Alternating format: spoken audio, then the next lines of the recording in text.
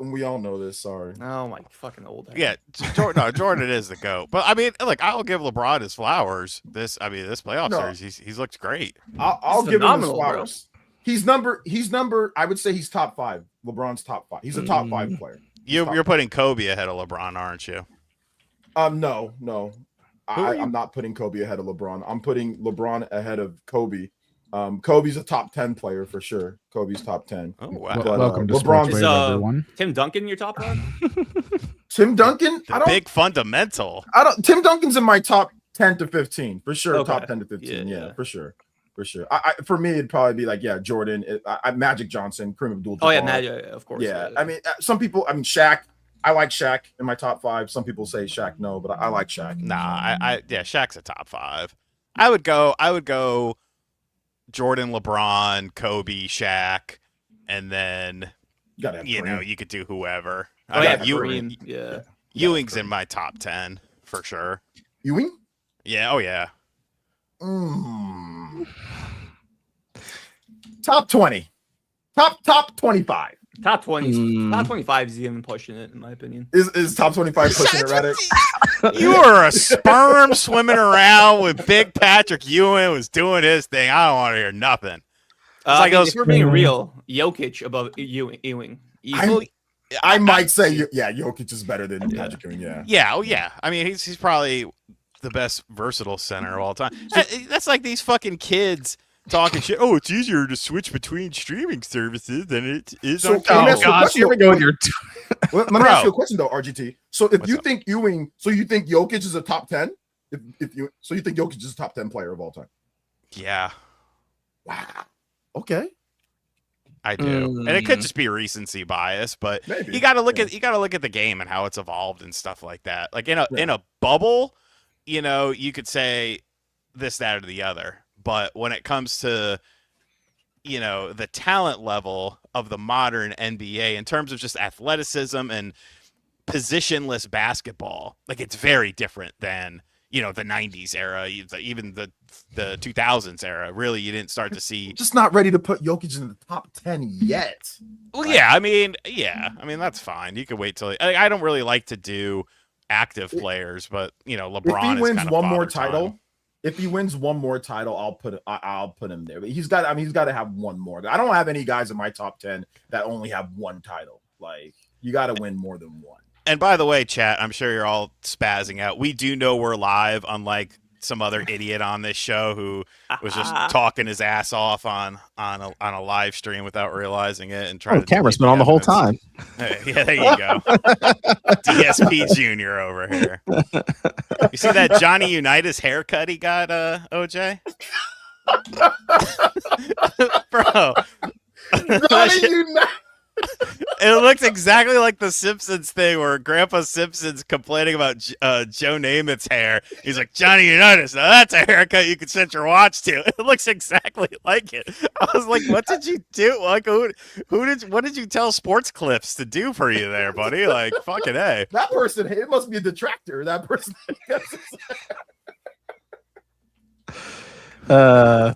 Welcome everybody into. I'll just say it's Spawncast 461 Sportscast, ESP Cast. Thanks everyone for joining us. We were just hanging out. I was like, we'll go live and just let everyone kind of pile in as we were talking about. They were talking about NBA because Sean is heavily invested in the playoffs, obviously, and he's still with us because the Knicks won. So shout out to Sean. How's it going? It's good now. I'll sleep decently tonight. I mean, it would have been tough if they were down 3-1. No, I wouldn't have been here. You can't lose McCollum. Like that's like. I mean, you got to remember back his Blazer days. He was number 2 to Lillard, and they did some crazy stuff in the playoffs. They overachieved. They did absolutely nothing. They should not have won a first round series, but they did. Yeah, that's about it. First round. So, Tracy McGrady. How's it going over there, OJ? It's going good. I finally got my review of Xenoblade X done to Sean's delight. I commented. Yes, I did see that. I had to give it a like on the comment. So I got that done. So that was cool. I was working on that all morning.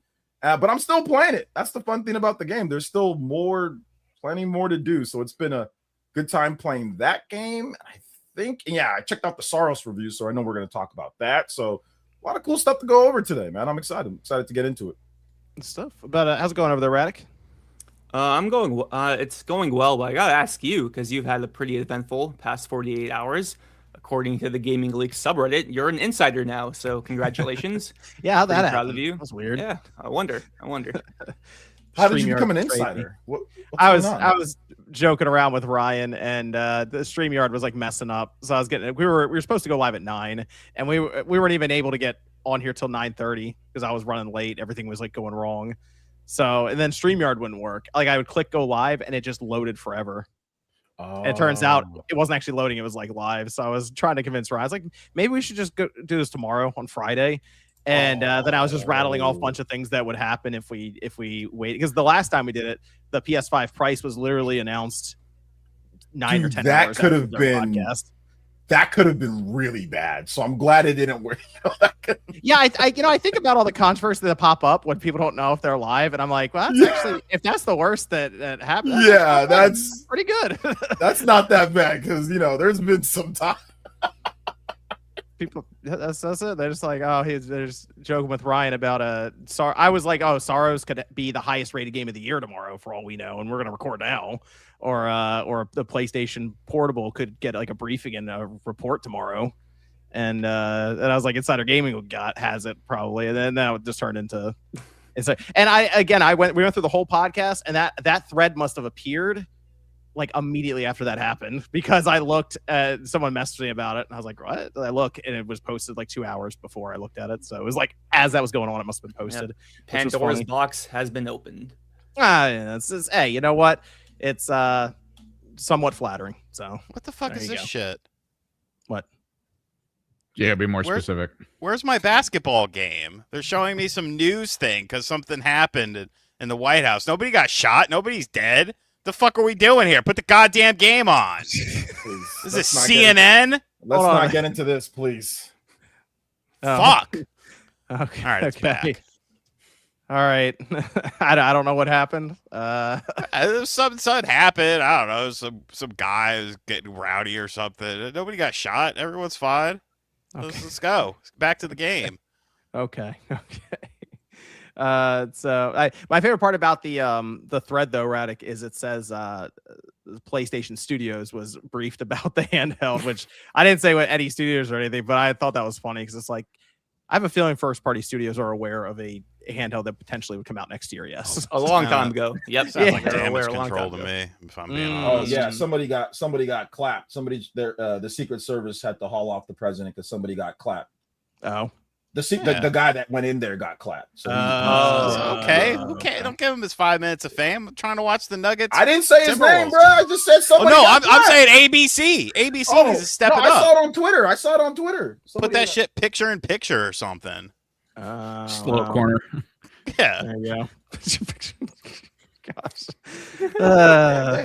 They had Army of Two come out, bro. Oh yeah.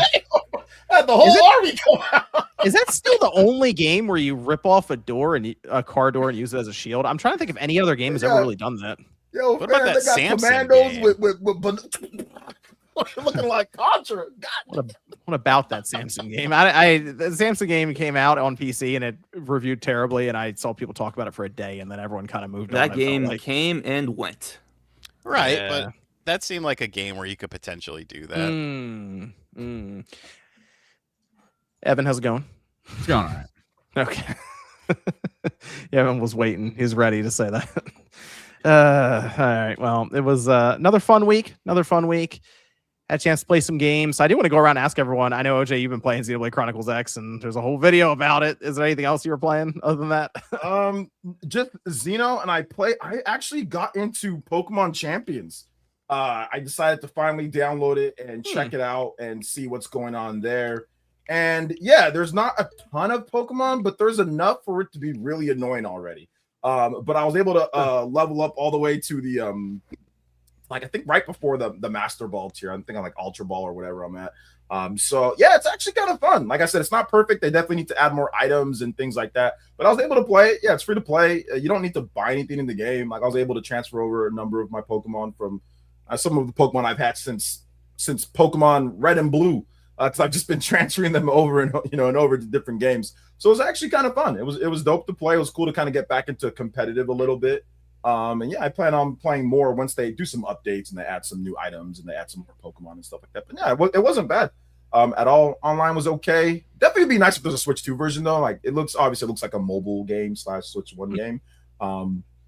But outside of that, yeah, it seems pretty fun. And even like the Pokemon that they give you, like the cool thing about it though, that makes it really easy to get into competitive play. You don't have to spend all the time doing EV training and IVs and all that. You can do all of that in the game. So if you want to max out, like let's say certain stats, because that's how Pokemon works, by fighting certain Pokemon, you get better in those stats that Pokemon is strong values in. You can just do that and spend points to get that done. So it makes getting into competitive battling super easy, and you don't have to spend a million hours. Like you can get a Pokemon and say, okay, I want to get this Pokemon to be like this. I want it to be really fast or really fat or really strong or whatever, right? Really like attack power, defense or whatever. And you can test out different teams and combinations. So it's pretty much one of the better resources to get better at competitive Pokemon. They just need to add a number of different stuff, but I can understand why they didn't, because there's so many Pokemon. I'm getting cooked by so many different strategies, even right now with the limited amount of Pokemon. So it's good to ease people in. So it's not bad. If you want to try it out, you can download it. It's free, obviously. But yeah, it's actually okay. I didn't play it like the first week that it came out, so I waited a little bit. Right. Yeah, but no, it's not bad. Not bad. I had fun playing, and I ranked up a bit and had some battles. Good stuff. What about you, Sean? What's Couch GT been up to? I played some Gran Turismo 7 because they did another update on it, and I also checked out that Alien game that randomly came out on the Switch 2. For $20, I like it. It's not like a stealthy game or anything like that.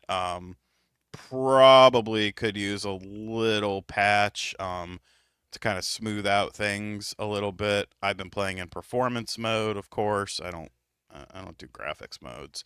But it's fun. I like it. I'm messing around with it now, actually. Does it run at 60 in performance mode, or just 60 with dips, or just target 60? Yeah, it targets 60. For the most part, it's pretty fine, but there's definitely some dips going from room to room. Is it an online game? What is it?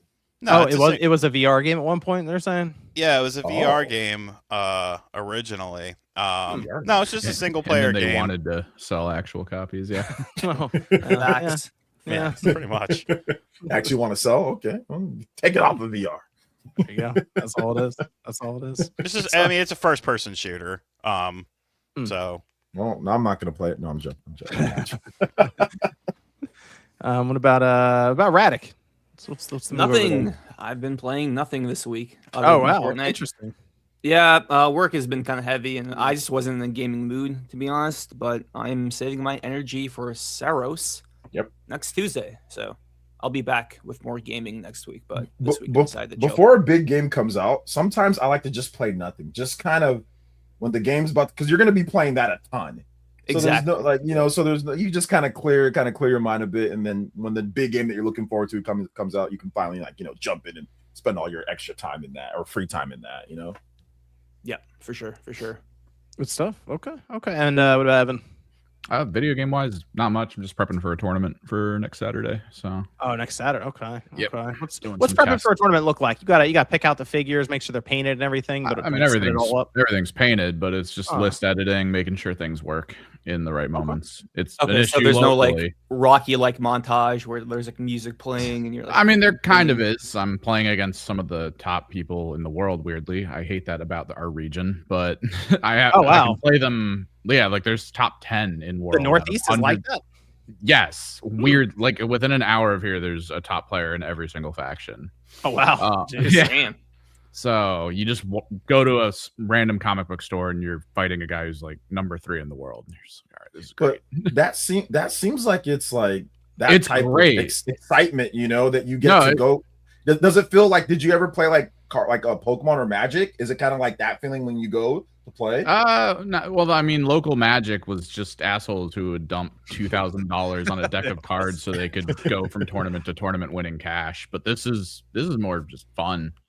Yeah. Okay. All right. Good stuff. I am right at the end of Pragmata, I am just about done it. I think you can tell because you get the trophy where it's like, oh, you have all the fast travel spots unlocked, like the ones that take you back to your shelter, and you start to get all the trophies for 100% completing this collectible or that. So I'm right at the end. It seems pretty obvious, and I think that puts me around like the 14-ish hour mark to complete it. So the game itself isn't stupid long, but this is a really good game. Like I'm quite happy with my time going through it. I actually think for Capcom, because they have Requiem and they have this, and this is a $60 game. It's up there with Requiem for me for this year.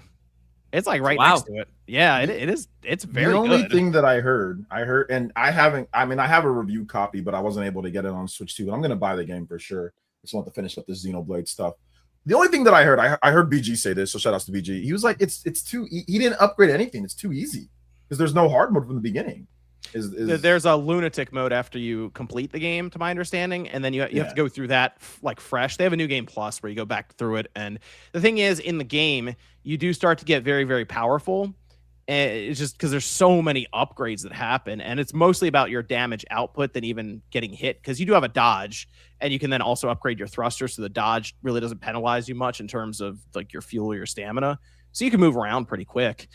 There are some areas where it can get kind of overwhelming, and those are specific areas, it's like a red key room you go in, and they just dump tons of enemies on you. So at that point, you got to be pretty aware of everything around you, but in the beginning, you're fairly weak, I guess, but you also don't have as many enemies. Like, they could throw more enemies at you in the beginning and you feel like you're underpowered.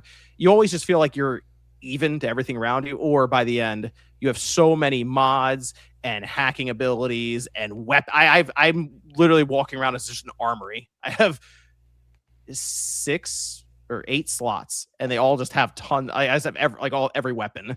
I got a grenade launcher that switches the homing missiles, that has I have mines I can throw out. I have a shotgun, and you just have so much stuff. So, and then you kind of get used to the idea of the hacking. It was a little more like you got to think about it in the beginning, but then you start to get used to using the face buttons as arrows, going around a grid, and kind of understand which hacks to pick up for which enemies. So it gets a bit easier. So apparently in the lunatic mode, the enemies hit harder, and they're more spongy. So it's just going to take a little longer to kill everything.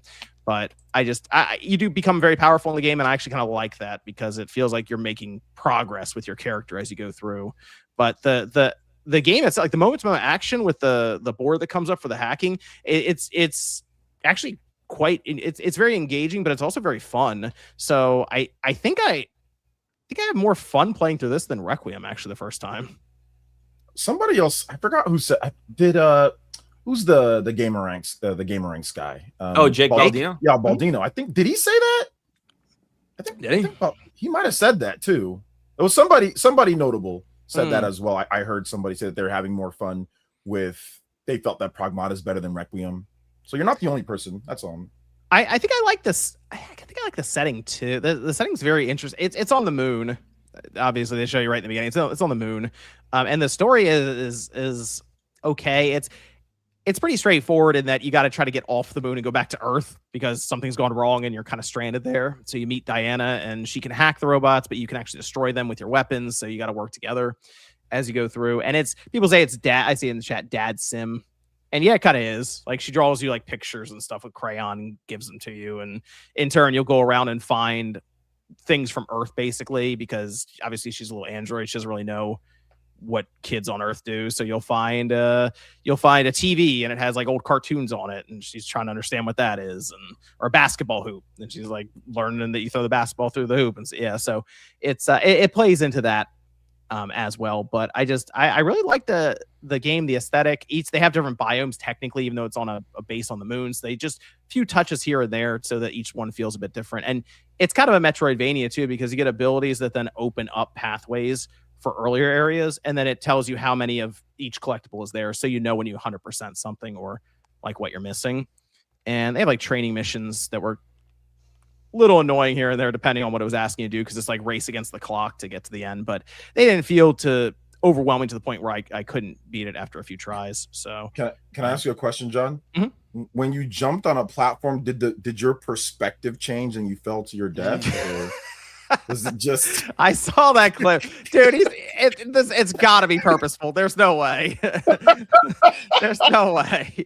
The that was a training. Changes the platform move. Which one? I know the level. That was it's a training level, and the platforms just move. They move all over the place, and he just I think the perspective changed, and I think it screws you over. I don't think so, John. I think you don't know what you're talking about. There's a clip of him playing Call of Duty, and we know the level in Call of Duty. It's a multiplayer one, and it's just an elevator that goes up and down. And when it was moving with him on it, he starts yelling that the level's transforming. The elevator's just gosh, dude, that clip of him playing Mario Galaxy, getting the 1-up mushroom. Oh my gosh, yeah. Oh my god, bro. Everyone just realized when they do the PowerPoint slides in the office, he's in there. He's one of the gamers that they're pointing to design around. That clip of Mario was just great. Yeah. But Pragmata, I think it's a full recommendation. It's $60 too, so they didn't even roll in attempting 70 on it. New IP, game of the year? Question mark. I think the problem is I think there's just going to be too many other good games that come out that it's going to be kind of like if there's 6, it wouldn't shock me if it's like the 8th one or something, or like gotcha. You know what I mean? Like if that Saros, we're about to talk about that, the reviews for that. That's clearly going to be a contender. Wolverine and GTA 6 still coming. GTA 6, there's word about maybe I know the remake thing is still kind of gray area, but if there is an Ocarina of Time remake and it still hits like the original, it kind of has the immediate just namesake of it's Ocarina of Time, so it'll be up there. So I just think there are going to be a lot of, and it wouldn't shock me if the Crimson Desert discourse gets to the point where some of the critics actually put it up there, which would be weird, but it wouldn't shock me just from what I see online. So I think it's good. Basically, it's me the odd one out, which is kind of unfortunate because I think it's very, very good. And I hope Capcom realizes that and keeps trying these new IPs on their RE engine that aren't 70 out of the gate. People better go out there and start buying it, though. I got 1 million copies in 2 days. I mean, that's good for a new IP with no brand recognition, I think. It's okay, but definitely, I see people talk about they want new IPs. And that's great, but I mean, you got to support it a little bit more than that, in my opinion. I also wonder how long. Well, this game was revealed in 2020, right? Yeah, so it has like a 6-year dev cycle. Yeah, wonder what the budget was. Yeah, that's a good question. Oh, the thing with Capcom though is because they're using RE Engine like across the board, like everything uses RE Engine. Apparently, that lets them take developers from certain areas and move them over to other games without them like skipping a beat necessarily. Rather than they're using Unreal, we're using RE. And Capcom's been doing a lot to keep their retain talent. We keep hearing we keep hearing every few months or so, like twice a year, we go, Capcom's giving raises and stuff. So they're trying to make sure they keep their talent on board as well. But I think that along with all the generative AI being used, they'll probably save money. all the AI. Are they using generative AI?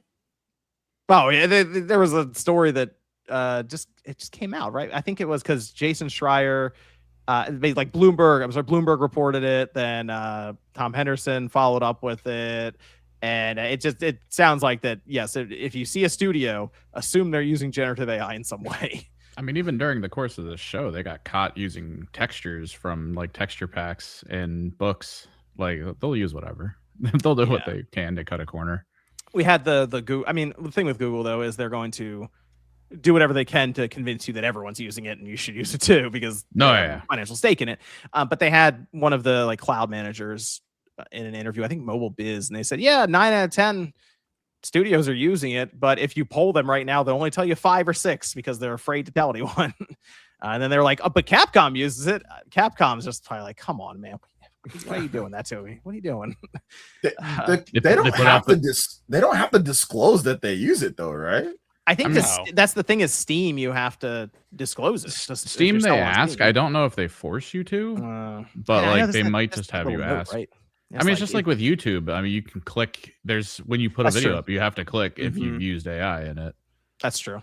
That's true. But there's that Steam. I don't know. That's still a gray area there anyway. So like, we used generative AI for concept art that technically wasn't used in the game. Yeah, because like the guy in the interview also didn't go into detail. So it's like someone in the Capcom office could have Google searched something, and guess what? You used Gemini. Right. Surprise, you did it. Yeah. So basically to me, it would have to come down to, did you use generative AI to create textures and artwork that is in the final game? That's at least mostly relevant. It's not, here's a sheet of paper way over here on the side corner or something you never actually see, and it's we generated the scribbles and text on it. It's like, would you rather play a bad non-generative AI driven game or a good generative AI driven game? I mean, good generative AI driven game. Yeah, that seems like an asinine question, because it's both a good game. Or good. You could get rid of all the other stuff. Do you want to play a bad game or a good game?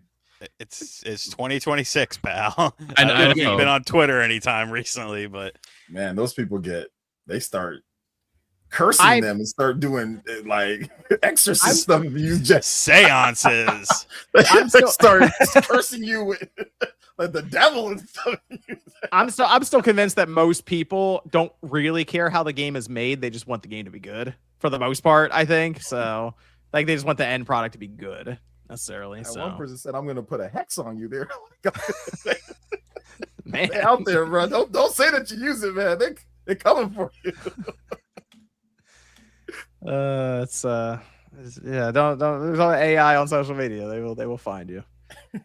Let's we'll talk about let's actually start with the SAROS reviews.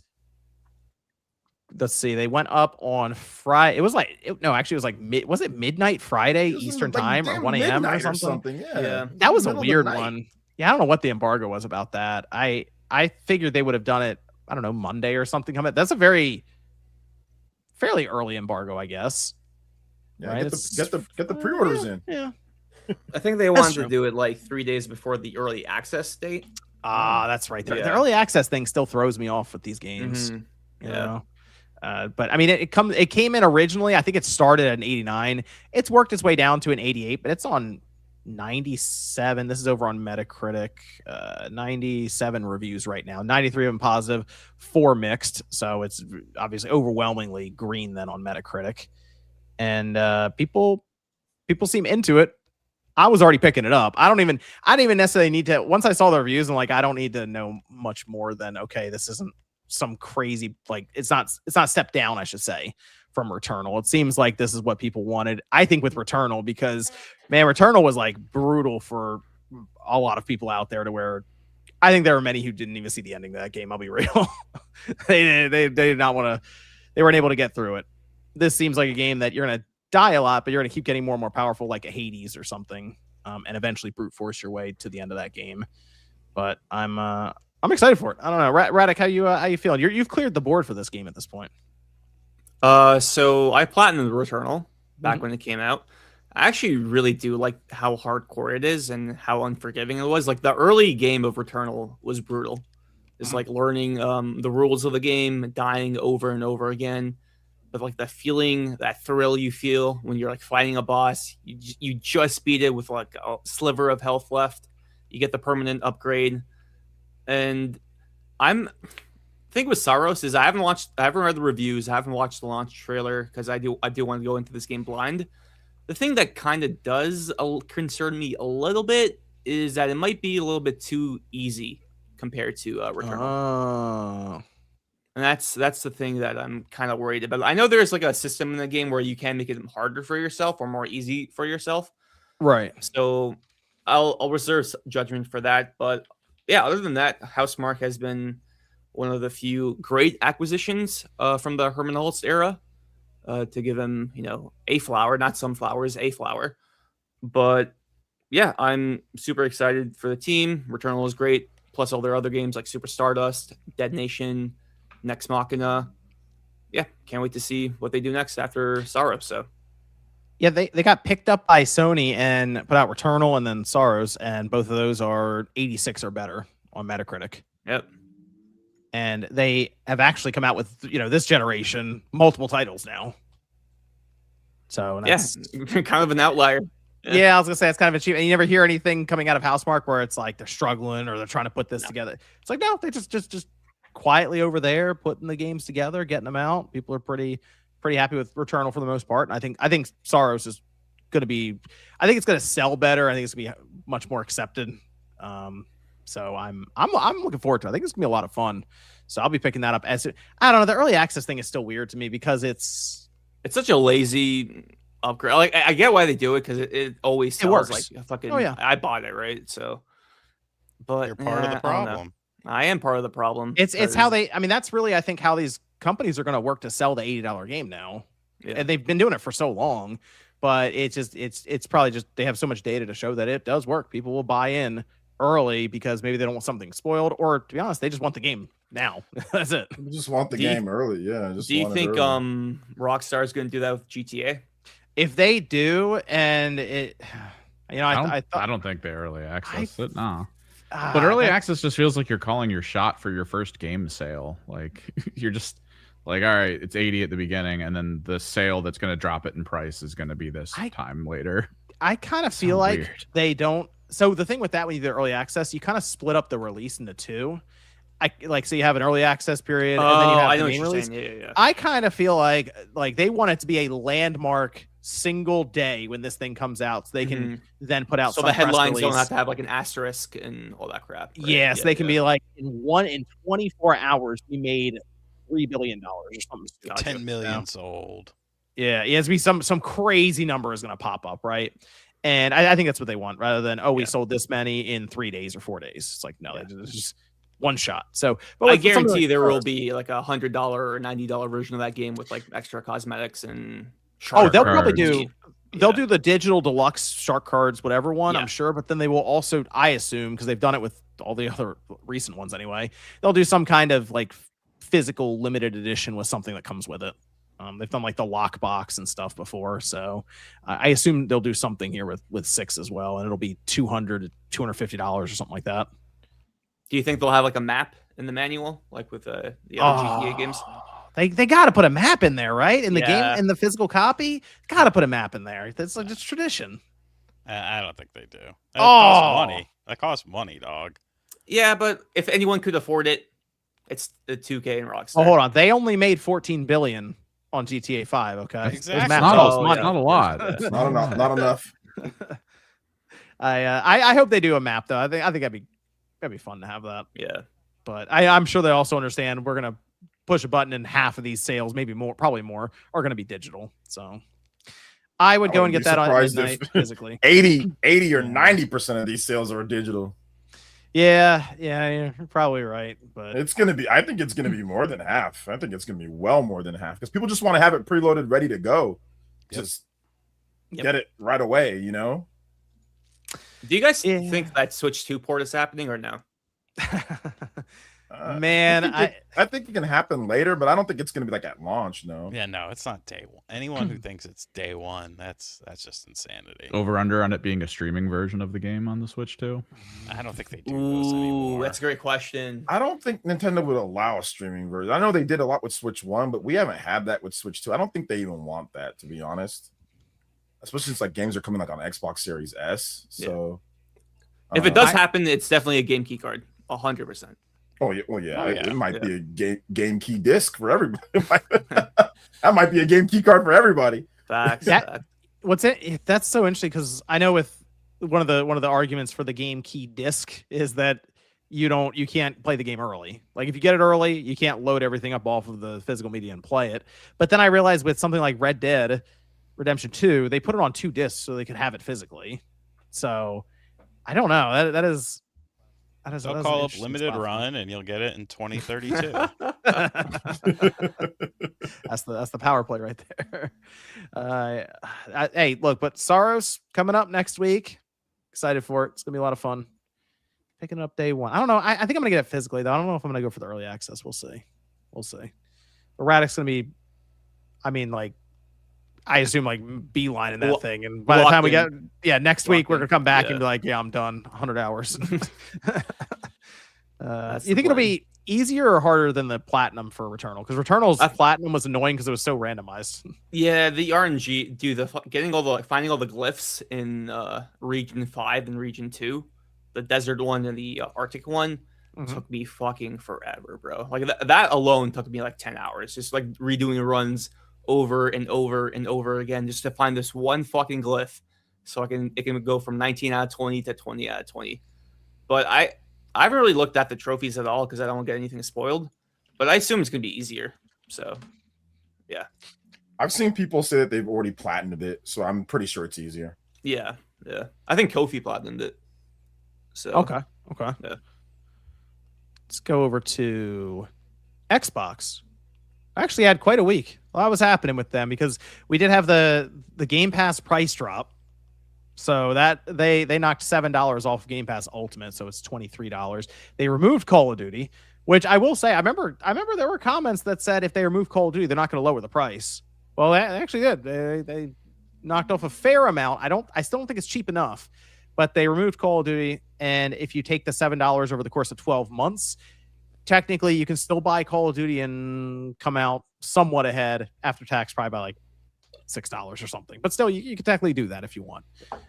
But that, to me, just Game Pass is something they definitely have to figure out, and that happened very quickly to where they just, nope, Call of Duty's out. You got to buy it if you want it, and now this thing's $23. And then that immediately went into, same week, this massive, it was a message they sent out to Xbox employees, and they decided to just put it on their website, probably because they knew many of these websites, Windows Central, wherever else, right, The Verge, would probably just put the memo out anyway or summarize it in a way. They're like, we'll have our wording out there. People can look through it. It's fine. They were not leaking information necessarily. But they did start out saying players are frustrated. The feature drops on console have been less frequent. I thought about that, and I said, man, it really has been a long time since the Xbox console has had any kind of significant update for the hardware, like in terms of like the OS level. We'll still see PlayStation will put stuff out there, even if it's running in beta. It's eventually going to be coming to the, and then like UI changes and the welcome tab, whatever else, right? And Nintendo has stuff that consistently comes out for the Switch 2 now. Microsoft, I think it's been, I want to say, more than a year and a half. It's been a long time up until Asha Sharma takes over, and they have started to do a few things now with things like quick resume and that kind of stuff. But they really haven't done a lot with the Xbox, and it felt like they were starting to completely ignore the console over the last few years. I think most people understand that. So it's interesting that Asha Sharma comes in, and all of a sudden we are starting to get some updates for the console.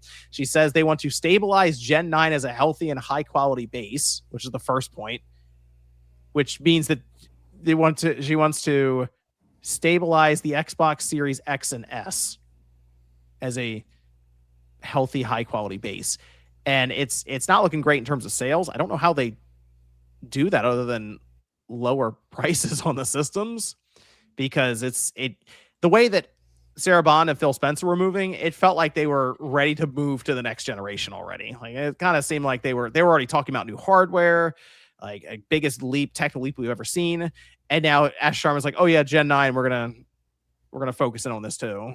So I was like a little surprised there. Like extending the life cycle? Yeah, I'm not like still making games for when they make the games, they're still gonna make them for Xbox Series. No, I get that for sure, but like does that imply like the Helix is 2028, 2029?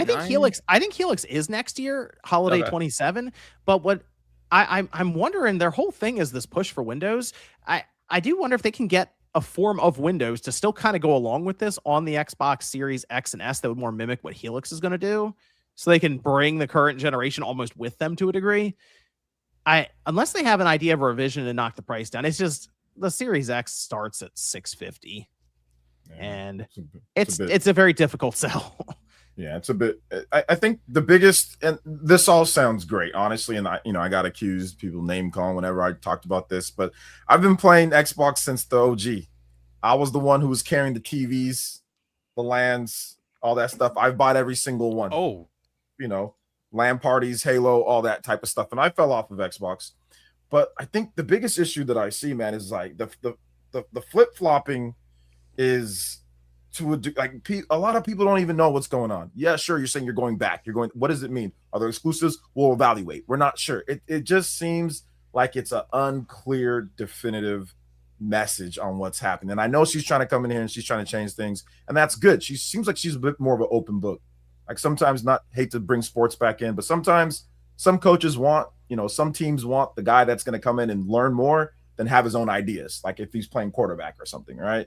So you bring somebody in that's willing to listen to maybe others a bit more and take in ideas. And I think maybe that's what she's doing. She doesn't know as much as in gaming. So she's listening to Booty. She's listening to some of the other people, and they're giving her good ideas of what Xbox used to be and when they were successful. So I think that's what she's doing, because I don't think she's coming in here and making all these herself. I think she's definitely listening. I think that's good. But I think the issue, and everyone's happy right now, right? On some of the stuff, and it's good. But I think the problem is gonna be like, what happens like when you don't deliver that next big game, when it gets delayed, or when something happens. Like, are people gonna turn on her like they turned on, Phil Devin Spencer? Pritchard. Yeah, Devin Pritchard. Are people gonna turn? So I mean, I want to give her, some props, but I definitely want to see what her plan is, because it seems like it's a bit scattered. Like, we're going to do this. We're going to do this. We're going to do this. We're going to bring back we're going to stabilize the consoles. How are you going to do that? At $650 for $400 for all digital and $650? How are you going to do that? Like, what's going on there? So it's like, I hope she has a plan, and I wish reevaluate their approach to exclusivity is what they say. Yeah, reevaluate. Okay, so you're not sure, but you just sold 5 million copies. Oh, yeah, that's. I made a video talking about it today, and surprisingly, I had a lot of stuff to say. But I mean, I am an Xbox YouTuber at the end of the day. Yeah.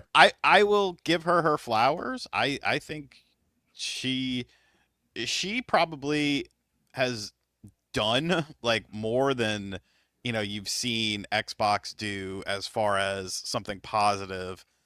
Really in a while, in just 60 days.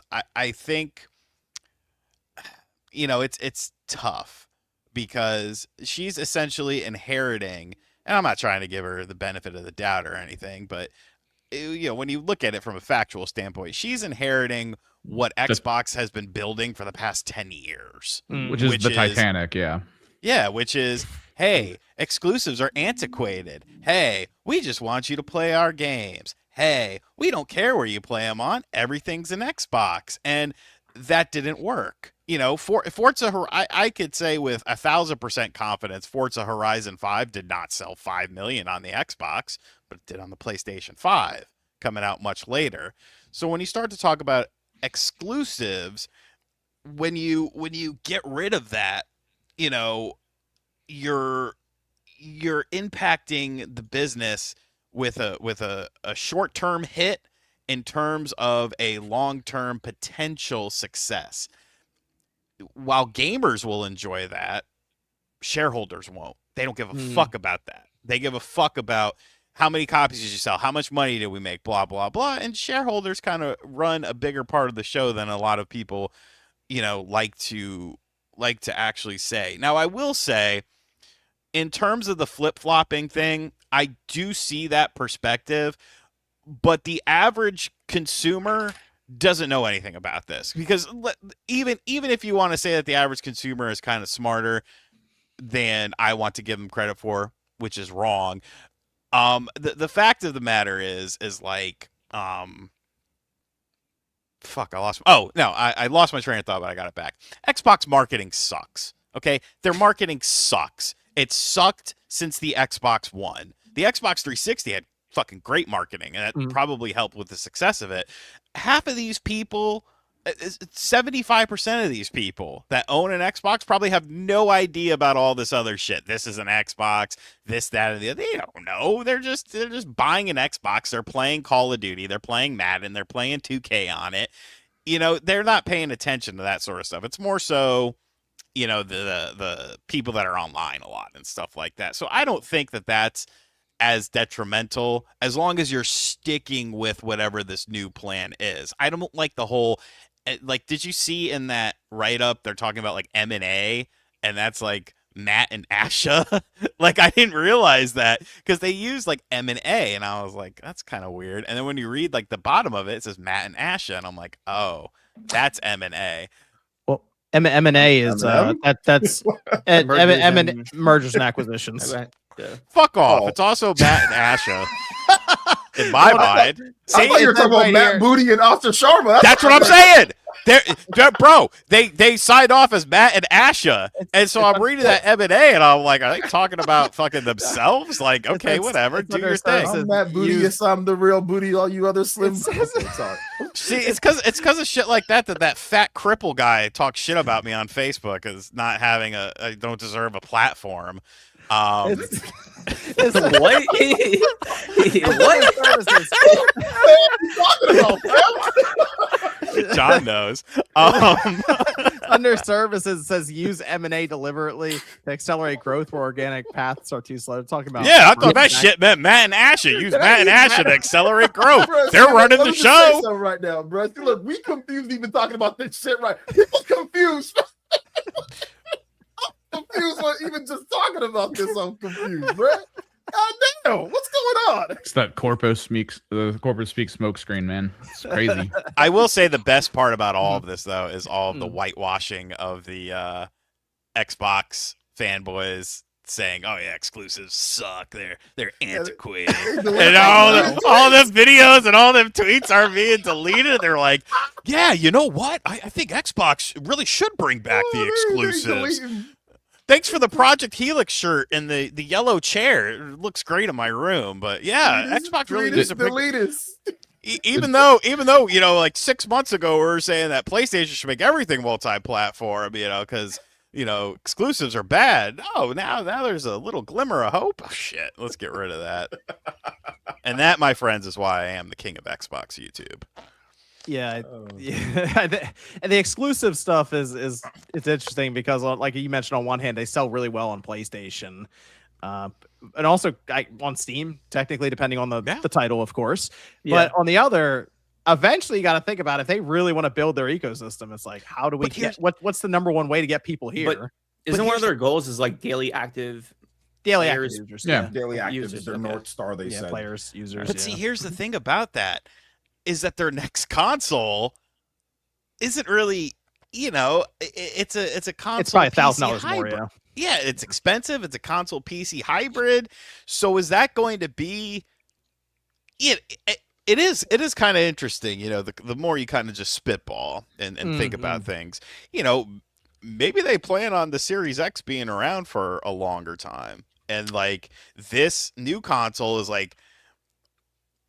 It kind of almost, obviously, the terminology hasn't been used, but you remember the DS initially was not supposed to replace the Game Boy lineup. It was supposed to be like another fork of it. I almost wonder if they're going to market this as like the real, premium item and stuff like that. Oh, like a Pro console? I mean, just something maybe a little different, but still support the 9th gen, the Xbox Series X, have everything pretty much be cross-generational and stuff. Also, Dante DiVincenzo and Anthony Edwards have both gotten hurt this game. Oh, shit, really? Yes. This is craziness. Ooh. But yeah, there's a lot up in the air, but I will say, obviously, a lot of people were just like, who the fuck is this Asha Sharma person? But I do think she has been doing a solid job so far. Do you think the thing that proves that she's doing a good job is if Day One changes their name back to Xbox Era? Oh man, that would be awesome. That would be awesome. I mean, internally, they're not Microsoft Gaming anymore. They say we are Xbox. They're just Xbox now. John, since MVG, maybe they've had talks. They're like, "Hey guys, wait a minute." Since MVG quit because you're leaking everything on your other shows, you should try to get Mohawk MVG on the show from day one. Okay, I forget his real name. Well, look, under services for Microsoft, they do make a brief mention of cloud, and they say to try to make cloud play feel native, fast, and reliable across TVs and low-cost devices. I still think they're looking at that as an entry point, and I do wonder if the thing we don't know is that they have that Keystone project running again, and they're going to release like $100 box next to the $1,200 Helix, or the thing that's really interesting is the Xbox One technically plays the Xbox Series games because they pushed an update that allows it to stream at like 1440p. So you can use your old Xbox One if you have it in a closet somewhere and stream off of it if you really want to. So I think they're looking at ways through cloud gaming to get people as well. And apparently their mobile store is not dead either. Apparently they're still working on that. So yay. I mean, there's a myriad of ways that they can go. And I mean, you know, a lot of it is still just, you know, I'm sure you could whenever. Well, I think I have to do a direct Xbox with Forza as long as you get me the code. Mm-hmm. So just tune into the next direct Xbox, and then John will leak everything in the first 5 minutes when he doesn't realize we're on air, and then you'll know what project. But I mean, seriously, it's like I think they know what they're doing with Project Helix, and you know what their plans are for, you know, backwards and forwards compatibility and stuff. I think it's just going to take time, you know, to learn about that sort of stuff. But, you know, I will say the past 60 days, Xbox has been more interesting than they've been in a very long time. And whether you like what they're doing, whether you don't like what they're doing, it's a good time for them to be doing this because of the fact that, they have a really strong fucking 2026 lineup. Like, even if Fable falls flat on its face, which I still think it has a lot of potential, like Horizon 6 and Gears and guess Halo. Stupid Halo campaign. Throw Halo in there. Let's go. Yeah. I mean, that's strong, you know. Kiln. Okay. Did you Bro, see? Oh God. I know you're about to say. Go ahead. I told you what happened. They made that tweet talking about this is when you can play Killed. Bro, I could post a picture of my foot on Twitter and get more interaction than they got on that tweet. Nobody gives a fuck about that game. They better and then put it in their replies. They better be praying. Now my feet are all messed up. That gets views. I got a fucking what's the word? Bunion on one foot, and then I'm pretty sure my left foot that is at my gangrenous? at my uncle's Halloween party, I got really drunk. And the next day, my second toe was like completely fat, red, and swollen. And I was like, "What the fuck is this?" I thought that because I made fun of DSP so much that I had gout. So I stopped eating like meat and stuff for a while, and like it didn't really get much better. And then one day I ate a bunch of red meat, and it didn't impact the toe. I think I broke it. And like it just took forever to heal because it's just now like getting to a point where like it'll hurt a little bit in the morning, but like the swelling is gone and it's like a normal color. I'm pretty now. sure. Here's what happened. When you look at your toe, your perspective changed. Your toe, the toe, just the perspective changed. It's fine. It's no big deal, buddy. Yeah, Killing the toe flips one way. Flips the other way when you jump again. People are looking at the Steam charts for Kiln, and it's like less than 100 people playing the multiplayer games. So yeah, it's I'm kind of worried for them, man. Double Fine. The one thing they have, what was the last game they put out? I can't remember what it was called. They had Keeper. Yeah. Okay. Yeah. The one thing they have going for them is they do have obvious creativity, and it's they're an IP generation group. Yes, that's yes. what they do. They will make new IPs, and that's very, as we see, that's very difficult to make ones that stand out. So even if they're losing the money, it's actually worth keeping them around for their as the idea person. So, I mean, they came up with Psychonauts. Come on, let's at least make the third one. Let's do that. That'd be great. Go over some of the one last thing. So I did see a tweet when the Game Pass prices changed. That the tweet was like, I've never seen a subscription service actually lower the price. And I thought about that. I was like, oh yeah, that's actually true. Because like, you know, Netflix, they always did like that $1 increase like per year. And then eventually it's like $15-$16 a month. I'm like, oh shit. It's just $20 a month now, dude. Yeah, but the equivalent would be Netflix lowering it and being like, and we're taking Stranger Things off. Exactly. But that's the other thing I was going to ask is like, so is Call of Duty worth it to you? Like Call of Duty being removed? Yes.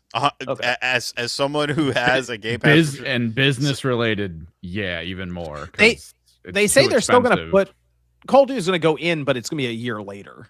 So Bro, like, if you want to fine. wait around, you can. And, I mean, Call of Duty has sucked ass for a little bit now. Like John, we didn't even play the fucking new one. Not really. We played it for a bit, and we're like, this feels We like played the old one. I played the beta with you guys, and then I was like, I'm not fucking playing. We played the new one for a bit, and then kind of just like, We used to play Warzone, but then Warzone, I don't know, they messed that all up too. They got rid of the classics. Bart Simpson or something.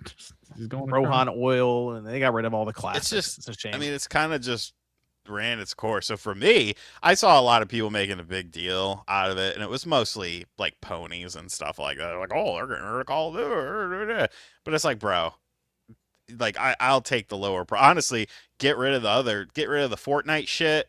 Get rid of the Ubisoft shit. Yeah. Get me down to like $7. Give me that if it gets me down to like $17 dues a month. Okay. Well, isn't that like another part of the rumor? It's like you can pick and choose your Game Pass plan. Yeah, the like a la carte stuff. Yeah, you go through. That'd be interesting, but it's complicated, maybe. I don't know. Yeah, I'm old, man. This stuff is getting too complicated. It's like cable. I'm getting old. All this stuff. I mean, I'm pretty sure it'll be cool, and I don't want to sound like a downer or nothing, man, but. Oh, you get pick and choose and this game. Oh, you rent your game for this. Like, I don't know if people even want. I don't know how many people want this. Like, and I get it. It sounds good. Game Pass. They say it's always the greatest thing ever. But then, where are all the people showing up to buy it though? Like, even the amount of like, oh fuck, it's available on PC too, and like people are like, on that as well. So I mean, I don't know, man. It sounds good, and I know people want to say it's up, but I don't know, bro. Like, I get it. I just buy my games. I'm old school, but I don't know. I mean, for a while there on PC, I watched people with Game Pass. They'll play a game, get like 3 hours into it, then their save file would reset just because it's Game Pass for some reason. If they're not going to do it well, it doesn't matter. Like, yeah, exactly. That's what I'm saying. It's like, and like you get so many good deals anyway. Like there's so many good digital gaming deals, you know, games just in general. The reality is, if you could get this price really low and make it more of a home for the smaller companies and indie companies so that people can just kind of dip in and be like, who's Paradox Entertainment? Let's see what kind of games they make. And then toss those companies some money to help out. And maybe they just sit in it for a while. That might be its best situation so that people can expand what they play, as opposed to being like, man, I can't wait for this day one game to be there. And then I'll just play that without paying anyone for it. It's like, all right. Yeah, that's what, and it just seems to me like, you know, from what I've seen, like, you know, PC, it's just like once again, like you can wait, you can get games on PC for just cheaper. I mean, Expedition, that was on Game Pass too, but I mean, Expedition is like $35. You can get it cheap, and people are just like, oh, I'll just buy the game, I'll just have it. You know, I can put 90 hours or 100 hours into Expedition, or I put 40 hours or whatever, right? So I mean, digital games are cheap, and Xbox has a ton of sales. There's always summer sales and discounts. So just see, do I need a rotating library of rentable games when I probably don't have the time to play? I mean, most of us work, right? You work 40 hours a week, you work 50, 60. I mean, do you have time to be sitting there rotating through games like Netflix? I mean, a lot of people do not. So that's the only thing that I'm a little it gives you the options, you know. Maybe you try out a game that you would have never played because you didn't want to spend the money on it. And I agree. I'm just looking at like the overall. They wanted 100 million people, right? Well, at one point they wanted 100 million people. So I'm just telling you why I think people are, why you're not getting to that 100 million count, because I think there's a lot of people that work and they come home and they don't want to just sit through and scroll through games to play, and they rather just buy something and play that and be done with and move on to the next thing and just have it that way. There's like sometimes a little bit too much, you know. I mean, and like I said, it's still a good service. I'm not trying to, you know, it's good for people that want that. I just don't know how much. Yeah, there's definitely a ceiling to that. Because I mean, most of the console is I buy Madden once a year. Why the hell would I pay for Game Pass for the whole year? Exactly. I buy Madden. I buy Call of Duty. I buy NBA 2K. I buy FC. And I might buy I'll buy like maybe the occasional single player game. Like an occasional God of War, an occasional Spider-Man, or something like that. You see it with a lot of these hardcore Nintendo peeps. I only buy Mario, Zelda, Pokemon, and like that's Smash. it. Smash, and that's it. I'm not buying anything else. You know, so it's like a lot of people are just kind of like stuck in their ways on all the different systems. You know, so that's all I'll say. You know. And Mr. B1613 in the chat makes a good point that removing COD from Game Pass does set a precedent where like another big AAA game launching, like Elder Scrolls 6. That's one. Yeah, that's a good point. Yeah, something like that. Next mainline Halo game. It's you know what it is? It's the same thing. If it's only 4 games. Yeah, that's true. But it's only 4 games. If Game Pass gets cheap enough, like let's say it gets all the way down to like $15 per month, and then you'll get these occasional games that don't go in. I wonder if people would be all right with that because you start doing the math. If they did what Evan said, I think they can have a lot of people just say F it. I'll check it out. And you're going to make less money, but I think you're going to have more people say, okay, it's $7 or $8, and maybe I get like one big game or something. But most of the big games are not going to be. You're just going to have to like buy a game like other people or wait for discounts like other people. I don't think it would be that detrimental. Once again, I'm not the corporate person there. I know they make a lot of money off Game Pass charging $20 or 20 something or whatever they charge now at this point. So I mean, I'm not going to sit there and say like my idea is way better than what they have because I don't know if it'd work out. It allows you as a company to sort of karma farm because if you're Xbox and you did fund that next big indie game using some of the money from that system that it was going to go into, and oh my god, it's huge, and these two guys are suddenly taking off as developers, and it's like we did that. We're Xbox. We're awesome. Come over here. We're cool. And like you can kind of just get extra from that as opposed to just being like, oh, we're just keep raising the price, right? Like $40, you're cool. $40 a month at some point here. Like that's. Do you guys remember like when we were talking about this, like how like Microsoft was acquiring everybody, and we're like, they're gonna have to raise the price a lot, right? Remember when we were talking about this like a few years ago? We're like, they're gonna have to raise the price. There's like no. If fans are buts about it, they're going to raise the price. It was raising the price, and who are they going to shut down that they just purchased because it's not immediately turning around profit? Exactly. Like they did both. They did both of those. So like we all knew that like this is unsustainable. Like, with what they're doing right now. So I hope Mrs. Sharma can come in and help out more. I think that'd be great if she can. Mrs. Wait a minute. Is she Mrs.? I thought she was Miss. That's why I was giving her all the flowers. Mrs. No, I take back everything. Fuck off. Burn this company to the ground. It's like when Zendaya got married, everyone's like, "Oh, I'm falling." You gotta fight Tom Holland now, for real. Yeah. I don't even like the Uncharted movie that much, man. Skip it. Oh, come on. That's why I tell Josie and Celia, I'm like, don't you ever mention your men on these shows. We need that simp money. Simp money is strong. Simp money is very strong. Let them think there's a chance. But I mean, Xbox just dropped that new logo, and we saw what the benefits that 343 going to Halo Studios did. They did put out a new logo, and it's green now at least. So yeah, that's good. Green logo is good. That's what I associate with Xbox. Big change. So I have a question, and help me out here. You need Game Pass to play online, right? Yes. Okay. Yep. So if the next Xbox is also a PC, they would have to remove that requirement. Right? So I think what's going to happen is Microsoft's going to make it so you can just play online for free. I think that's what's going to happen. And would that lower the price again? I think it might. That's a good question. I think just Game Pass, what we know it as now is just going to be completely obliterated. Okay. It's going to be completely different. But I think that's what they're going to do. I think they're going to do free online. Okay. And they have a plan. Does Game Pass PC also come with all day one games except Call of Duty?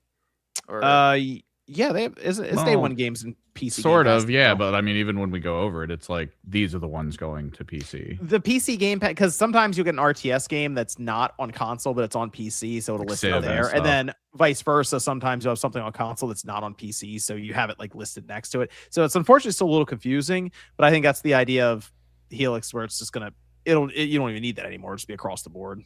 Yeah, I'm just confused, and sorry if I'm talking off base there, but like, wouldn't you want to get PC Game Pass on Helix because you'll get all the first party games? Well, yeah, PC Game Pass, and it'll be a lot cheaper, substantially cheaper. I think that's why they're going to have to rework it all because of the plan. Yeah, we've had so many questions about how they're going to merge their console world into PC like they want to, like they're talking about it. There's so many like loose ends they'd have to tie up, and those are two right there. But I think what they'll do is they'll have free cloud saves and they'll have free online play. Like those would be two big features that they'll just have tied to it then. You know what another kind of like killer of these type of stuff is like people who just play multiplayer too. Like if you just like certain multiplayer games and that's what you're on, you're gonna be like less probably inclined to be like, all right, I'm gonna spend a bunch of time in all these games over here when I just, if you just play like, I don't know, like Fortnite all day or just play that's where the a la carte thing came in, because it sounded like they wanted to maybe tie it to some games where you could get like bonuses for being Fortnite on their Crew. Game Pass program while You could, playing your game. you might end up tying your WoW subscription to it. Like, even though Call of Duty's not going into it, what if Call of Duty's Battle Pass was always attached to it if you wanted it? Yeah. Oh, like kind of like with NSO, right? With like some DLC packs are included in. Yeah, but if you just wanted a multiplayer version of Game Pass, then it's like all the Battle Pass stuff, the Valorant stuff, the whatever, like you just tie all that in. Like, there's probably people out there who'd be like, yeah, I'll do that. All the Arc Raiders things or whatever. I think Devo might have tore his ACL, by the way. The band? No, Dante DiVincenzo. They had to carry him off. They had him in a wheelchair, and Ant hasn't come out in the second quarter or the second half either. Lucky break for Denver. Yeah, they're down 2-1. He whipped it. Whipped it. Go over to some of the licorice whip. Toasty says, "Windows Phone gang rise up." I never had a Windows Phone, but I always thought they looked cool, like the UI for it, and then Microsoft killed it. So there you My go. friend had a Windows Phone. I almost bought one just before they killed it. I always like the UI for it. I don't know. It looked like a phone UI. Yeah. Man. 80 Ed Gauge. No, it's not the taco you hold to your face. You can play Demonic Stalker on says that. You can play Tony Hawk on it. You can play Elder Scrolls on it. Yeah.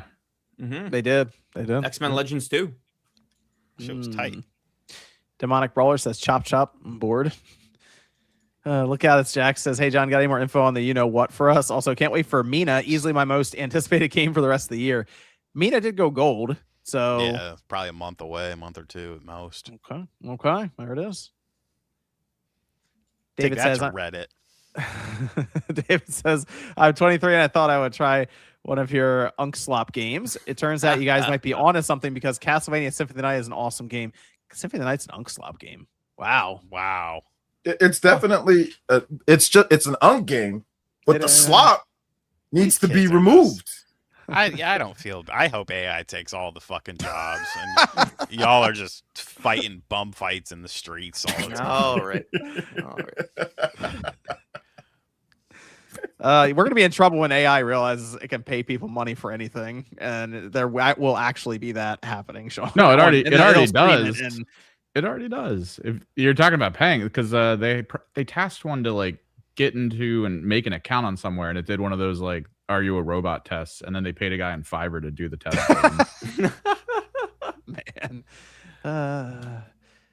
Poor Sicilian Gamer says, "Bring Dreamcast guy back to the Spawncast. It's been long enough." Hashtag free Dreamcast guy. PS also have down there. Yeah, there he is. Review Tech USA back. He's sober now and more athletic. Is he?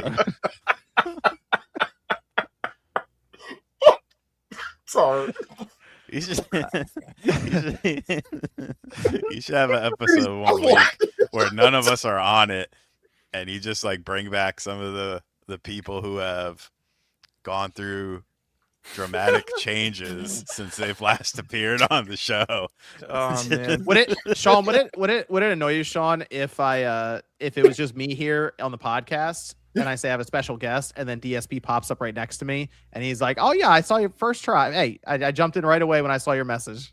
He wouldn't. He's so paranoid. Would that annoy you though because he big timed you? I don't give a fuck. Yeah, you do. Getting big time by DSP is actually insane.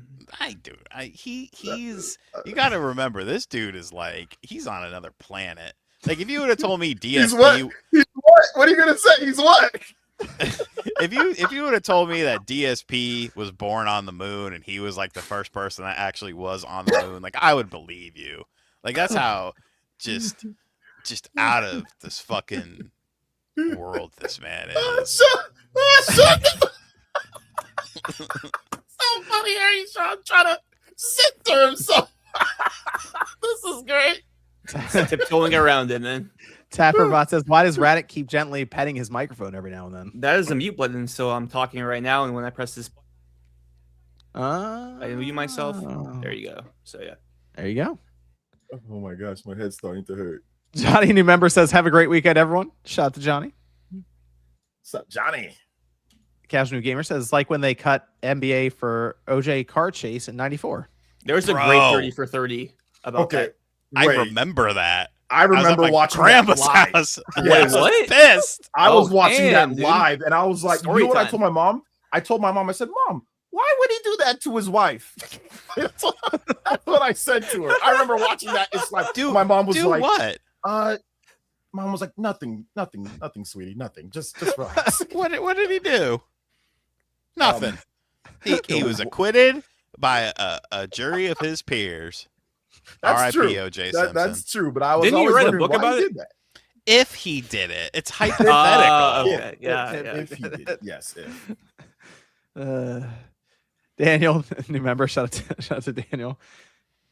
Sir Lancelot says, RGT, I want to see your top 10 NBA players. Make a video. You too, OJ. Jordan, Braun, Kobe, Duncan, Shaq. Long live Jedi Outcast. Too, by the way. Shout out RGT. So you each make a video for your top 10, and Radic.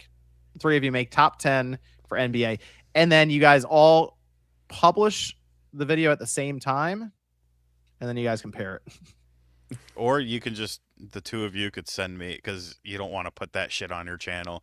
You could just send me your video clips and I'll upload it on the second channel. Oh, that's a good It'll go idea. to the It's like- remnants of Tables, Ladders, and Sean. Yeah. So Sean Yeah, I doesn't can- look at the list. Like he just I can puts send it you. there. I can do something like just put a Yeah. quick, Yeah, just quick I'll top just 10. I'll put your 2 in front and I'll go third and that'll be the video. Yeah, I Is, do whatever on that channel. I don't Curry is fucking definitely care. on there for me. Definitely. But who'd you say? Curry. Okay, Curry and top. Okay, Yeah, okay. yeah. Curry in the I top once 10. had a meltdown because I went to a Charlotte Bobcats game and it was his rookie year, and he went to Davidson, and which is in North Carolina. It's close to Charlotte, and so like I remember my stepdad got me and my buddy really good seats, and he had came down, and the 3 of us went, and so we're like 6th, 7th row. God damn it.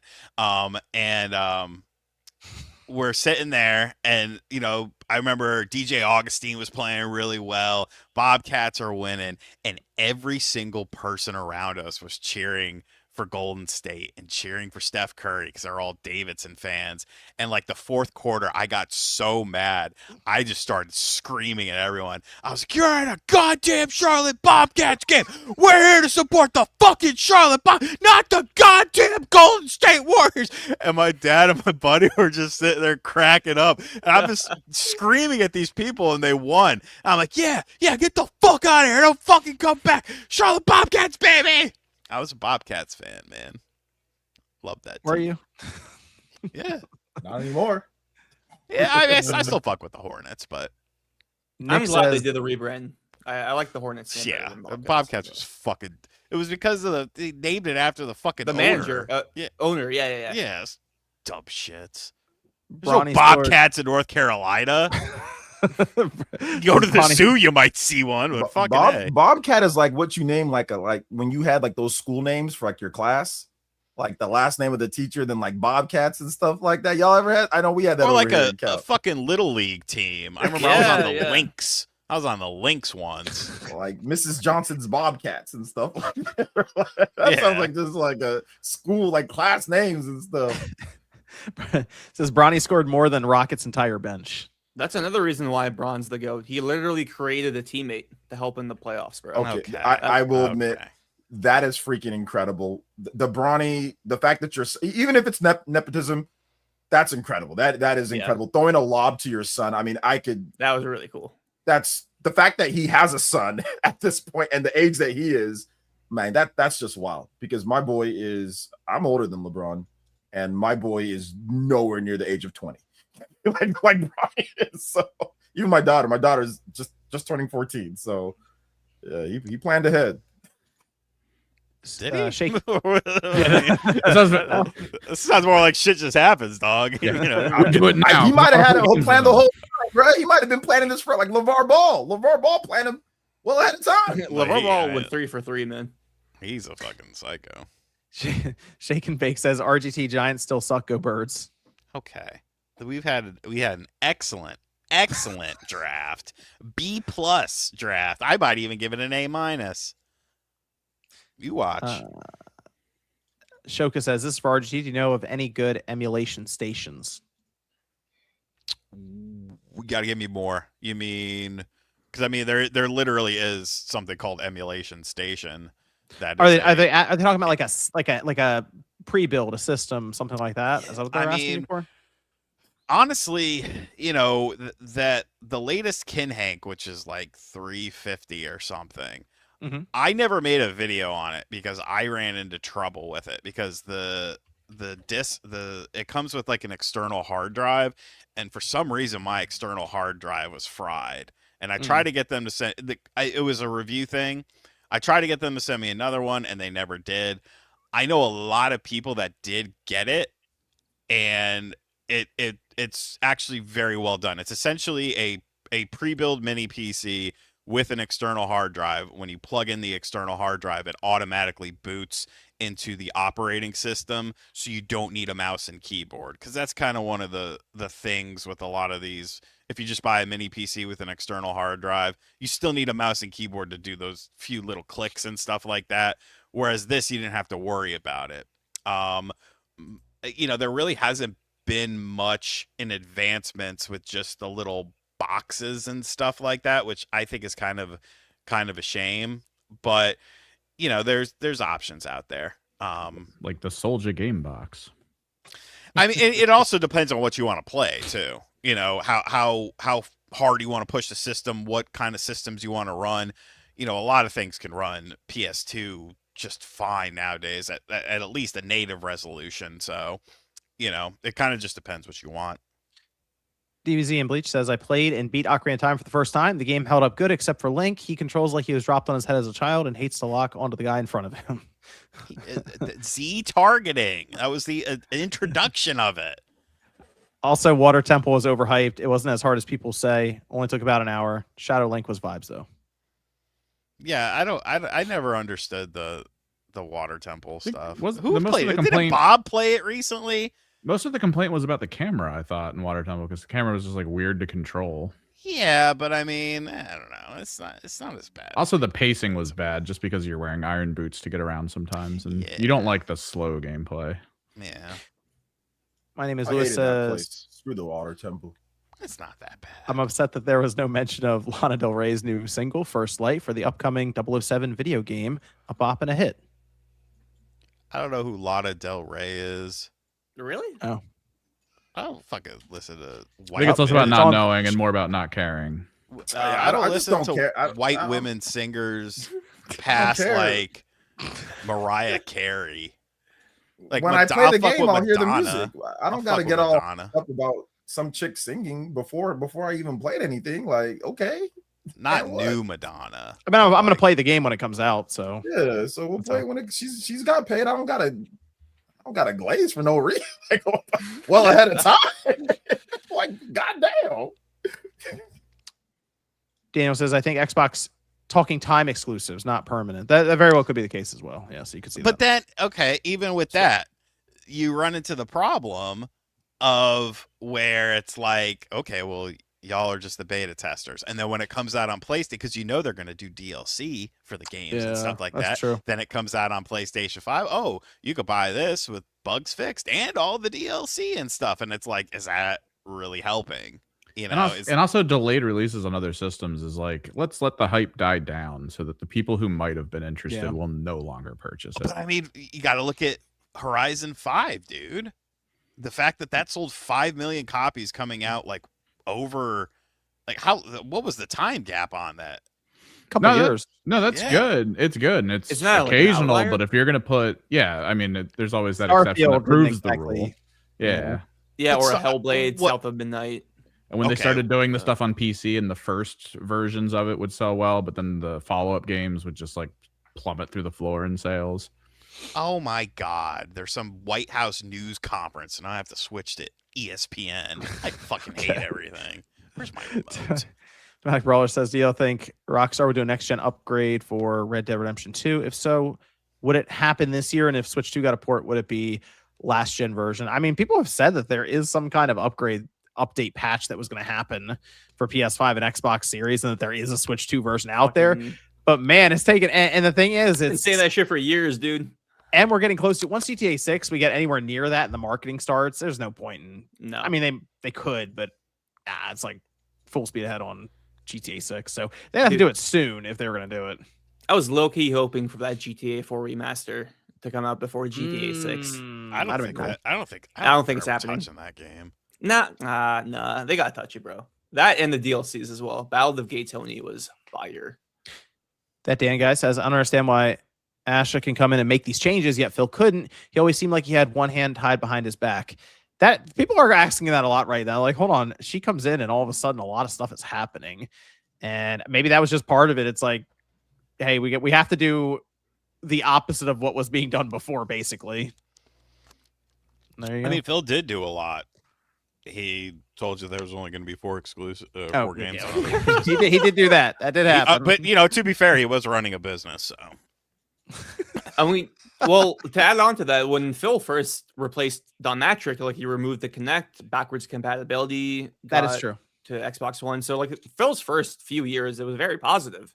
And then slowly became more critical, I would say. So maybe the same thing could happen with Asha. It's way too early to tell, so we'll see.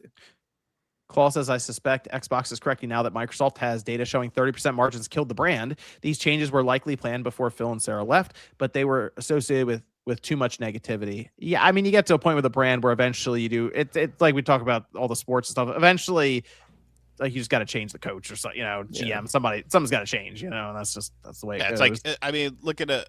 Sometimes you have like a mediocre team, you know, they're 500 for 3-4 years in a row. Atlanta Hawks. They fire the coach. They get rid of a star player. They just try to, you know, start fresh, and that's what you got to do sometimes. Yep. Sometimes you just need a clean break and just some new people to discuss things and talk about stuff or whatever, make some decisions. Yeah, that's true. It happens all the time. It happens like all the time in sports. Like almost the same team, but just much better because of whatever X, Y, and Z. I heard Steve Kerr was gonna leave. Oh yeah, he's out. Rumor. He's out. Yeah, no, he's already gone. Billy Donovan is gone. Yep. Bandiri says, check out Project Visitor, formerly known as 10-6 by Segasoft, a persistent MMO RTS with a small community-driven player base for 20 plus years. Sorry, unless it's original Command and Conquer, we're not doing that. I'll take your word for it that it's awesome. Joseph says, Phil, Sarah, Cope Eastwood, and Paris Chili said that exclusives are antiquated. Multi-plat is the future. ABK was great for Xbox and $29.99 for Game Pass Ultimate was a great value. Now suddenly the flip-flops come out for summertime. I mean, you know, shout out to Colt. I like Colt, but you said it, not me. But Casual New Gamer says XGT85 over Colt Eastwood. Thank you. Appreciate that. XGT85. Might need a new logo. Xbox. Deported Stealing Gamer says, have you guys ever considered running the quartering style shorts? Just record a generic intro before other people's content equals profit. Not once in my life have I ever thought, I should base myself more off the quartering. You know? Yeah, that just sounds like you want to have your hairline recede a bit further than it might already go. Just might become an alcoholic. Bro, everyone's going after that motherfucker. It don't matter who, weirdo. It don't matter what your affiliation is, what politics is. Everyone is going after that motherfucker. That dude's like, a weirdo. He's out there talking about filming and talking all creepy, stalking at going and type. What a cornball! God, oh my God, what a weirdo, dude. What a weirdo. This is Paparobi says, anyone waiting on COD mobile version for Switch 1 and 2? COD, they're going to have Call of Duty this year, so we'll see what version they put on it. Oh, here we go. Toasty says, Spawn, I'm 7 hours into Final Fantasy X. Tell Ryan I'm sorry it's good. Do you think they will remake it? Okay, so the whole thing is Toasty said the Final Fantasy X was not a good game on Click R3 to Ryan. They played it for like an hour or two. Now they're 7 hours in, they say it's good. Yes. So there you go. Well, do you think they'll remake it? I mean, probably. It wouldn't shock me if they remade 10 at some point in the future, but we still they'll definitely remake 10. They've re-released it multiple times, but I wouldn't be shocked if they actually attempted like a full-on remake of the game. Yeah, they'll remake 10. Mako says, has anyone heard of the game Capture 2 single developer? Really great horror game. I'd love to hear someone's input about it here. Heard of the game Capture 2? Never heard of it. I think they meant not. or. Oh, Capture 2. I've never heard of that. No. Oh, Capture 2. Capture 2 is a horror survival game. There's a phone. It's a little liminal spacey. It looks Oh, like. okay. Okay. This actually looks kind of cool. Hallways. I actually do like the liminal space aesthetic. It's only a Steam game. Oh, kind of like a Fruitiger Arrow vibe. Okay. Oh wait, Captured is on PS5. Oh, there you go. Canoe and Paddle, shout out to them. Gifted 10 Spawnwave memberships. Yo. You got a membership. Give them a shout out in the chat. Shout out to my broski. Shout out to Canoe and Paddle. Valenhorn says going to North Carolina Zoo next week. Let's see the Bobcats. Who's going to play Lego Batman? Be one of few pre-orders this year. John, can we see a collection update? Well, are you going to the Asheville Zoo? Or is it? Maybe. No, it's Ashboro. It's Ashboro. There's actually a cool zoo in North Carolina that you should go to. It's like one of those like rescue zoos where like they take like animals and stuff from like other things. I went there with a girl once. Like they had like these interlinked like golf cart things, and you go on this real sketchy like path and like you ride on it, and like these fucking like bison and camels and shit like come up to you. It's pretty cool. Ashboro Zoo is nice. I got stung by a bee there once though, so I always kind of associate it with a bad time. That'd be the greatest Yelp review ever. You gotta, bro. Stung by bee, 2 stars. I once got stung by a bee on a jet ski. No, yeah, that's actually impressive. I was out in the ocean. I got hit by like a hornet just out of nowhere. I was riding a jet ski with my dad, and I was like, "Hey, there's something on my foot. You got to stop. You got to stop." And he didn't stop. And that motherfucker stung me. Like I was flicking my foot and everything, but he was like latched on to dear life. And it's like Shadow of the Colossus, dude. I'm taking you with me. I once opened a door at work. We had one of those doors where it's like, it's like the long bar, and you push the long bar in. Yeah. I pushed in the long bar, and there was a bee on it, and it stung the inside of my hand. I was lifting up rocks at my grandma's house looking for bugs underneath the rocks, because I used to like to see like the little lizards and earthworms and stuff, and there was a bee, and I stepped on it without knowing it, and it fucking stung the bottom of my foot. Damn. So you're not excited for the Buck Bumble remake coming out of the book? Hell no. But OJ, you've got to be excited for the Buck Bumble remake. I listen. I'm not. You're gonna have to play that thing on stream, aren't you? Yeah, there's gonna be a million donos for that. I'm going to have to play it on stream because like the monetary situation with that game. That's a business decision right there. Yeah, that's a business decision right there. I will be playing Batman though. I definitely. Me too, man. Fuck yeah, that game looks fire. Yep. Johnny Israel says, "Viva la RGT." Thank you. J2 Blue says, "Do you all think that Xbox Game Studios games will remain on Xbox and Bethesda games could stay multi-plat?" I mean, I think it's going to be very scattershot. We're going to have stuff all over the place. I don't think we're going to know what's exclusive, what's not until they just announce it. But I still have Halo's no on PS5. Yeah, they. I mean, I don't say unfortunate, but I almost wonder if they could take it back if they would now. Takesy backsies. Yeah, I almost wonder if they could if they would do that, like go back in time and be like, nah, it's staying on Xbox. Shadow of Nexus says DSP was a Street Fighter Pro, beat Justin Wong.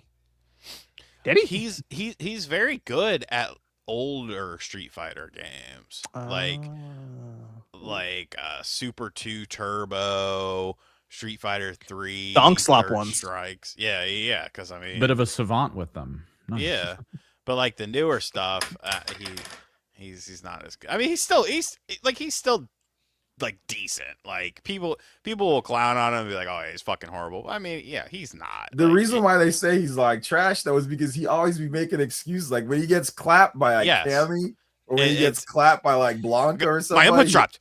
My inputs are dropping. Yeah, I didn't do that. I didn't do that. He's always the move didn't come out. He's always making excuses why he's getting clapped. That's the funny thing. He didn't really evolve with the games. This is a good thing to say. Casual New Gamer says RGT talking about DSP is all breaking news I need. Exactly. Thomas says Microsoft bring back Scalebound, Killer Instinct with new game, reboot Perfect Dark, and Rise 2. Well, as exclusive, and they'll be on to something. No, real talk. The first Rise game, I mean, it wasn't great. I played it because I didn't have an Xbox One for like a very long time. And when I finally got one, I really liked that game. You know, it was short, but I was like, this is cool. This looks good. This is fun. I like this. What happened with this? I've heard that from a lot of people with Rise. It's just like surprisingly good. Yeah.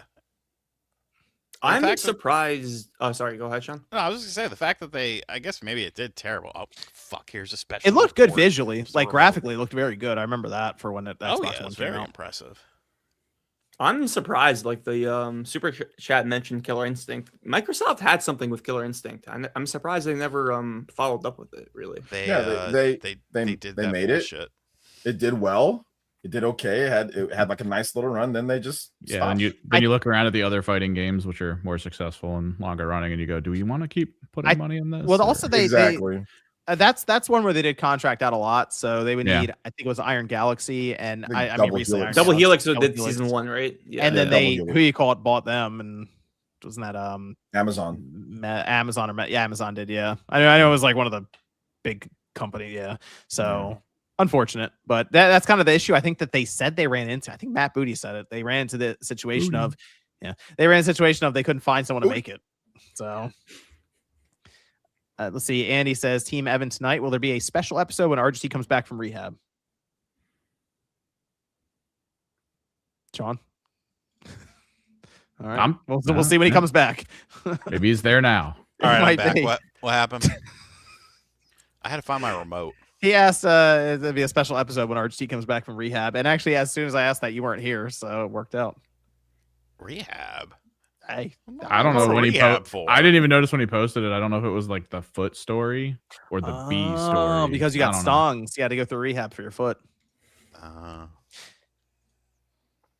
Johnny Israel says, can we annoy John with the longest Dreamcast guy? We already did that once. It's because Sean did it for like 3 minutes. Yeah, but he doesn't know how to do the breathe in while saying it, because then he could just keep going. Yeah. We'll save it for the live show. I'll do it at the end. JTS Gaming says OKC, KFC, ATV, MTV, Lakers, and 5. Okay. Bro, nobody's beat OKC. Shinru says, evening guys, thanks for the news every day or week. Has anyone played the Dying Light trilogy? Love 1, just dropped 2. Debating if I like The Beast. Have a good one. Yes, the first one I liked. The second one was pretty good, and I'm still working through The Beast. So I think the first one was still. The first one still, I mean, the second one was good. The first one just had that impact of. Dude, that first one was big. Like, it actually had a lot of motion in my high school. Like, a lot of people were playing that game. A lot of talk on the playground. Yeah, in the playground when I was in grade 10. Yep, absolutely. Cashman Gamer says, John, how much do the Buck Bumble dance on stream? I don't know. I'll come up with a number for you. Yeah, Buck Bumble is the one with like the fire song, right? Yeah. OJ knows. OJ knows with it. I know nothing about this. What are you talking about? Cody Bishop says, think you missed my super chat about couch planes. Hold on a minute, Cody Bishop. I will go through this and I will find it. Okay, I got you. It was way early. It was actually, I think, before we went live. It was about a game that's kind of like, I think we said some plane game. It was like right before you went live. Snoopy and the Red Baron? I think it was the Xbox one, or no, Test Pilot. No, I will scroll through and find it, Cody Bishop. Why did you laugh at Snoopy and the Red Baron? That's a Metal Jesus hidden gem. Check out Couch Planes, a new PC and console game. Crimson Skies meets Diddy. You got Racing. Okay. Thank you. Okay, what was it? Can you read that, Radic? Check out Couch Planes, a new PC and console game. Crimson Skies meets Diddy Kong Racing with co-op or online racing and dogfighting. Couch Planes. Okay, that's on Steam. All right, good stuff. We'll check that out. It actually looks on fire. Okay, we have We have another game that's been dated by Nintendo, which there's a whole thing around that too right now with how people are looking at Nintendo a little sideways. With I'm seeing the videos pop up. Does Nintendo need directs anymore? That's been happening. Oh, that's the commotion in the Nintendo community now. I've been seeing some of those videos pop up now. Do they need directs anymore? Because they did put a release date on Splatoon Raiders.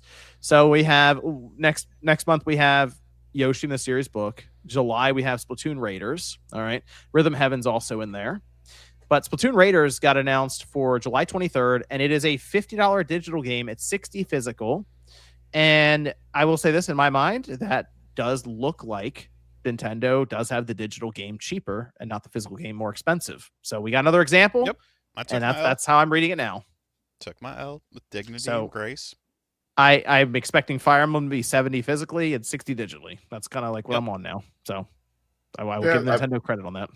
That's what I figured it was going to be based off of the wording. I mean, I don't think they would have doubled down on it if it wasn't. It would look terrible if they said, oh, no, we're not making it more expensive, because they put out like a clarifying statement.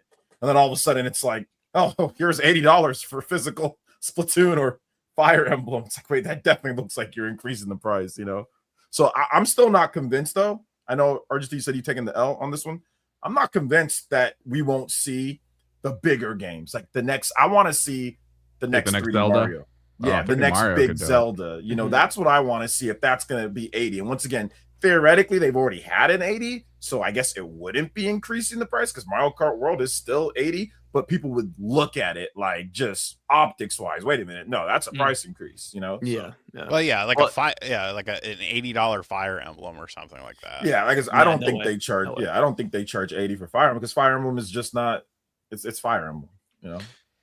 But I mean, kind of the mentality going into this with, after Mario Kart World was kind of like, at least for me, it's like, okay, well, if it's a new Mario game, a new Zelda game or something like that, like it's probably going to be 80, unless they've potentially cooled off on the 80 thing, you know. I don't know. Yeah, we haven't seen like a full-on example, brand new game, not hey, here's the base game and then some DLC or expansion, whatever on top of it. I need that. There's the day one game, here it is, and it's $80. I'm still looking for another one of those after Mario Kart. There's only been one. Ocarina of Time remake?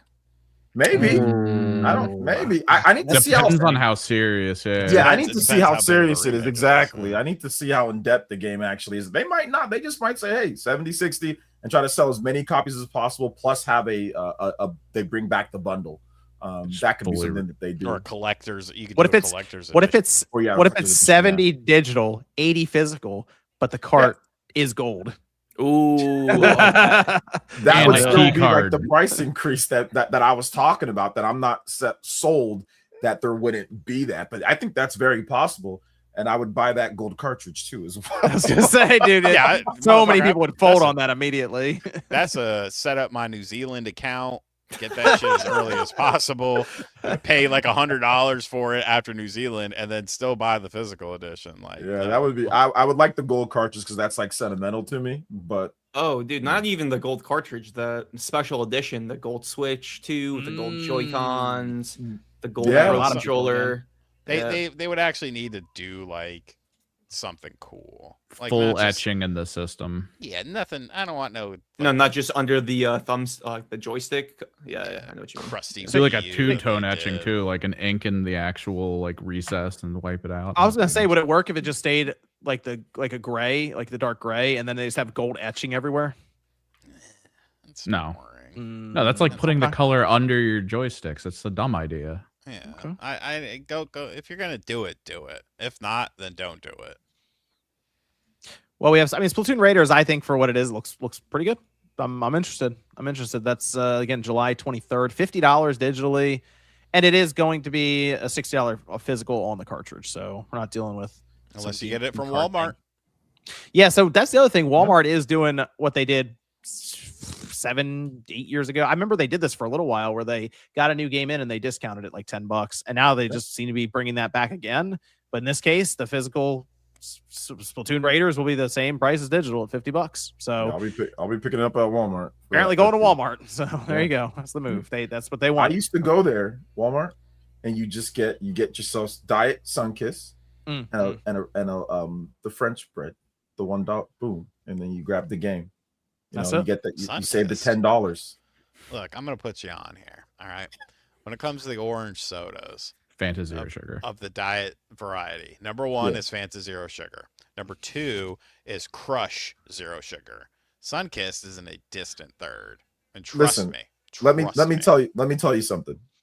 They do not, and I'm dead serious. They do not have Diet Fanta where I live.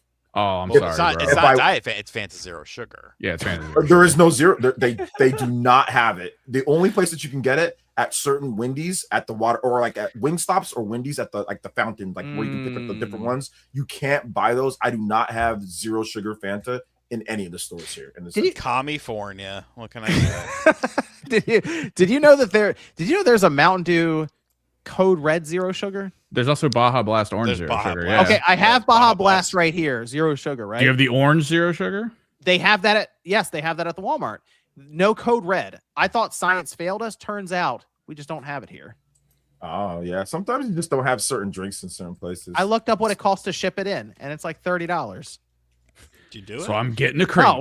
No, they got Hogan beer. What are you talking about? I just want to know. Code Red was like the drink back in the day when we were like that drink used to get you high. That was dry and sterile. That drink got you drunk and high. I don't know what was in there. That was crazy. That original formula was potent. Y'all motherfuckers ever have Mellow Yellow? Yeah. Yes. No. Okay. Yep. I'm surprised. That was something I learned about when I moved to North Carolina. I was like, what the fuck is Mellow Yellow? Like all these fucking hicks. That's like all they drank was Mellow Yellow and fucking, you ever had Papa John's? I'm like, oh no, what's that? Like, oh man, it's like the best pizza. I ate that shit. I was like, what the fuck is this, dog? Like, I'm from Connecticut. Like, what the fuck is wrong with y'all? Now, I do like Papa John's once in a while. But it's like, okay. Yeah, once in a while, situation. It's okay. Yeah. Once in a long while. Makes you space it out. Yeah, but like, I was just like, what is wrong with these hillbillies? Yeah, our soda aisles look kind of crazy around here. We got like all kinds of weird stuff. So. Yeah, Mountain Dew Code Red Zero. They gotta get it here. Get it to the Northeast. Let's see. Oh, and the other thing with this, of course, we have July figured out, May with Yoshi, June. People are a little concerned right now. People are a little concerned. There's a week left. Not even a full You think they're week doing left. it despite April, maybe. Or maybe they are waiting literally just until the last week anyway, just to do it. I mean, they're cutting it close. People are concerned. Might be fake info. Another Grand Prix situation. I see. Well, the Grand Prix. If you really look into that Grand Prix thing, it's very strange. I'm not concerned. The date of it, I don't give a fuck about. Just as long as it's real. I think that's cool with me, I'm expecting it to come out in June, so they would probably have to announce it soonish. Are you guys expecting it to be June? I'm kind of expecting June, yeah. I don't know about June, man. Like I can see potentially, like, whatever. I don't know about June. I'm thinking maybe like what's happening in July or like August. Splatoon Raiders. August. You could do August. yeah, July, but like August. Could do August or September. That's true. Yeah. You could do either one. I don't know when. Fire Emblem could be August or September. That seems likely. Just don't announce that bullshit on Tuesday, because I got a cardiologist appointment, and that man, I might have to cancel. When's the Mario Galaxy movie coming out on like Blu-ray and stuff? Who cares? I think Universal had like a 45-day window from theatrical to digital. I think. Yeah. Why I'm set. What I'm saying is when they release that'll be a whole thing. Oh, like a cross stores synergy kind of thing, right? They'll have standees for Fox McCloud in the stores, and they might even put them on the back of the cover. Some people are thinking the 27th because it's like the anniversary of like Star Fox or something. But yeah, that'd be basically tomorrow. Oh. Like Coming up. Well, like in Japan. Japan. But I mean, yeah, they could do Monday or Tuesday, somewhere around there. They Monday, could do that. Yeah. Monday. There you go. So get up early. We gotta wake up early. Get ready, just in case. Well, no, I mean 9 o'clock. That's okay. Well, me, I gotta drop wake at up. 9. I gotta. Oh yeah, you're West Coast, right? Yeah. Yeah. Demonic Brawler says, "Here's to hoping Ocarina of Time remake gets ACBF treatment." Assassin's Creed Black Flag. I know. Okay. Okay. Casual Noob Gamer says, "Actual 24K gold cartridge." Yeah, that's with a 24K spray paint. Yes. Warframe says, "Kimmerix, have you seen the StarCraft tabletop game?" Yeah, it was announced. I talked to him in chat just in case we didn't get to it. I'm always worried with major IPs going to tabletop because they usually vanish. Like there's a lot of Star Wars games that did that. Seems good, but most people just talk about using the models in 40K. So, I don't know. DC Fat Cat Command and says, Conquer tabletop game. You have like They Kane. probably had it. What was the dude's name that Kane shot? I forget his name. Dude, the only lore I remember from that was just the guy being like in space and like it's awesome. So good. Well, it was on the Nod disc, or if you did the Nod campaign. Seth. His name was Seth.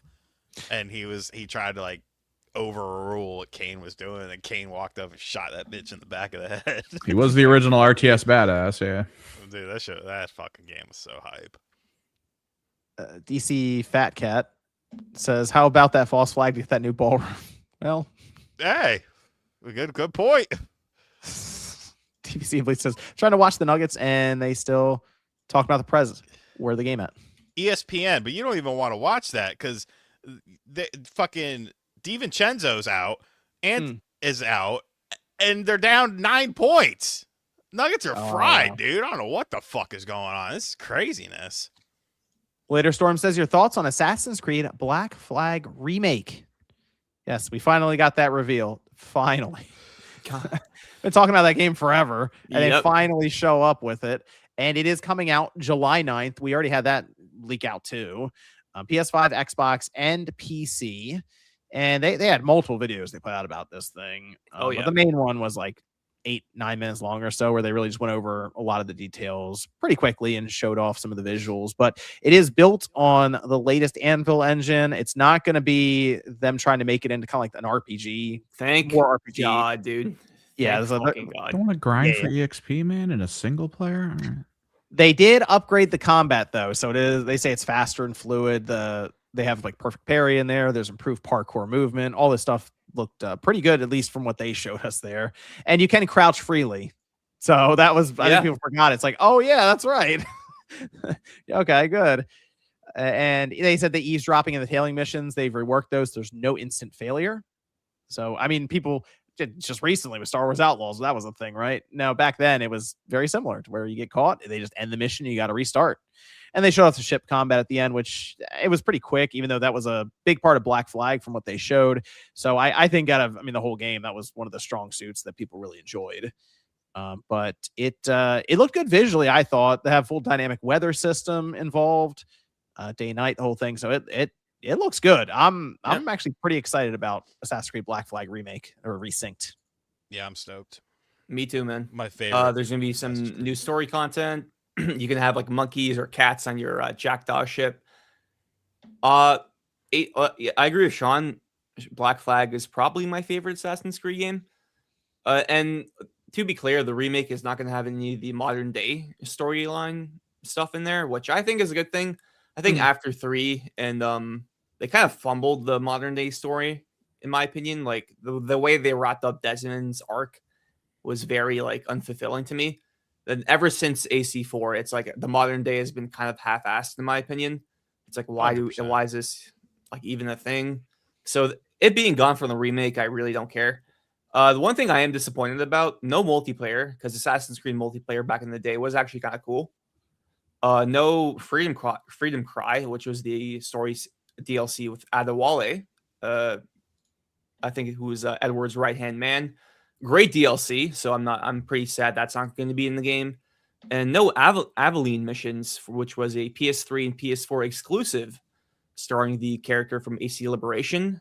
She had her own missions in AC4. That's not going to be returning in the remake, which kind of sucks. But other than that, this looks excellent. Like they added in new characters, though, right? I think there's 3 new characters or something like that. Yeah. So I'm looking forward to it, man. This is like I feel like Ubisoft really needed a win and this looks like it's going to be a W. Yeah, I mean they're I think kind of playing it safe with this one too, which is fine. Where they're not trying to get too crazy with the remake, Resynced, and that's all people wanted. They just wanted a somewhat more modernized Black Flag. And if you go back and play Assassin's Creed Black Flag now, it's definitely a snapshot in time for Ubisoft. They've learned a lot over the last, I don't know, like 12 years or so. It's also important to note that this game would not be possible without Skull and Bones, which was clearly an asset. Yeah. Yeah, I mean, first Skull and quadruple Bones, A game. it's still running. They still update that game. Yes, they still update it. I don't know if there's got to be something where they're just locked in and they just have to keep doing it. I don't know. I know they got money. It's got to be a situation where there's just like 5 oil barons that really. Which like country? this No, they game. got money. They were. It's Singapore. Singapore. Right? Singapore. Yeah, it was Singapore. Yeah. They got money to make that game from like a country or whatever. So I don't know. There's 152 people playing it right now on Steam. It's not bad. It's more That's than a lot of Kiln. boats. No. Well, I can put that on the front of the front Better of the than box. Kiln. Yeah, I'm buying Assassin's Creed Black Flag Resynced. Oh yeah, me too. Immediately. Easily. That's a good way to kick off July. Actually, that'll be fun. So, are you hoping they would do this with give the resync treatment to another Assassin's Creed game? Because I feel like Assassin's Creed 1 really needs it. 1 or 2. You go with 1 or 2. Yeah. 2 is probably the slam dunk because people loved. It's like, which one's your favorite? It's 2 and usually 2 or Black 4. Flag, and then some other random one thrown in there. So 2 is the easy one, I think, for them to just go, okay, we'll remake it, resync it, whatever, and we'll probably sell a ton of copies. But 1 needs it, I think, the most. Absolutely. And I actually kind of liked Assassin's Creed 1 back in the day. I know it was kind of mixed, but I thought it was pretty cool. I wouldn't mind 3 and cut down. Me too. Yeah. Cut down the first half of the game and make the second half of the game like more present.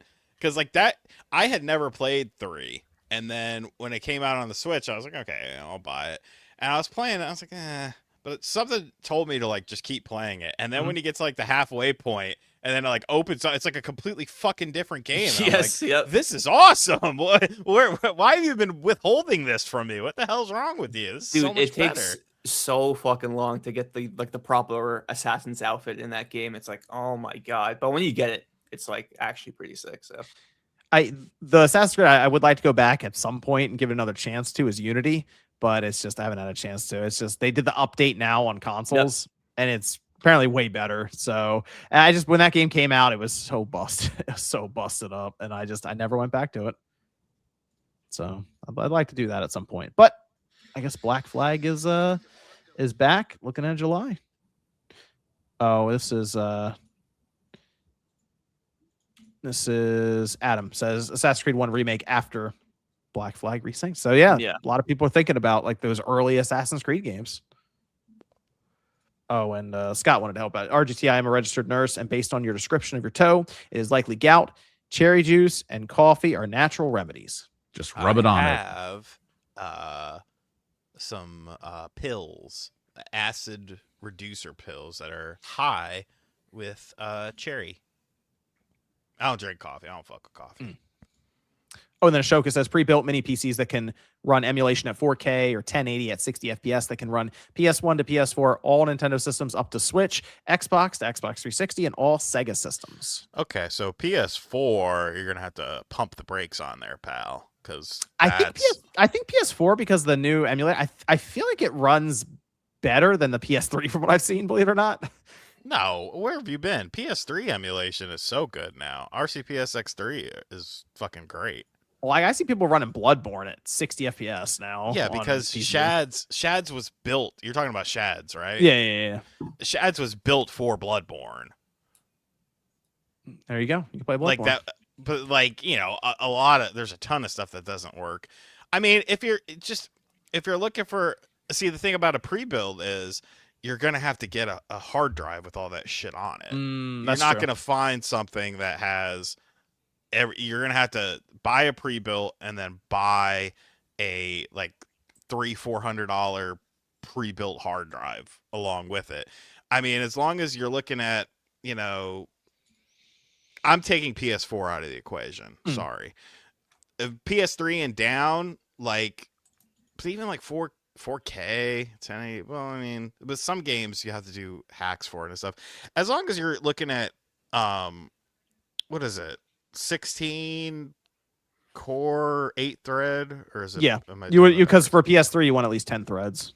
Yeah, I 816 is kind of good to look there. DDR5 on it if you can find it.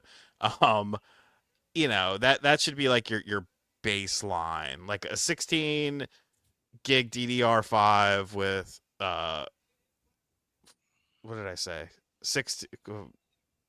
8 thread 16. You'd want to go with one of the newer AMD chips that they have, because they have actually pretty decent iGPUs. So yeah, you could do that too. I do want to end the podcast with some hope, specifically for Sean. He went through it at one point. There was a time. I know exactly where you're going with this. I feel like there was a time where Sean was very excited. I watched him be very excited for something, and then his dreams were shattered 2 weeks later. And it was tough to see because he really wanted it. Really wanted it. No, it's okay. We have this site now. Sega Universe. You son of a bitch. Oh wow. So back in the day, Sean really thought Sega was going to show up to an event with Knights. Because Yuji Naka was making the fucking game. No, they showed up they announced Humanity. Remember that? And then before that one, he got Bao in Wonderworld. It's just been body blow after body blow for Knights. So when I saw this site pop up, okay, it's Sega Universe. It's games and characters born in the past, transcending generations and borders to live on the same universe even today. Beyond games, expanding into film, music, fashion, even further forms of entertainment. While changing the form, experience is constantly updated. Everything created here remains in someone's memory and is passed on to the next generation. And you know what? I go over here and I look at some of the titles, and wouldn't you know it, Knights is number 6. They're just toying with me at this point. They're doing something with Knights. Now, could that be fashion? Could you get a Knights shirt? Maybe. Probably a sticker collection. Could they make an Amazon series for Knights? Hat? They have done pins before. I have a Knights pin.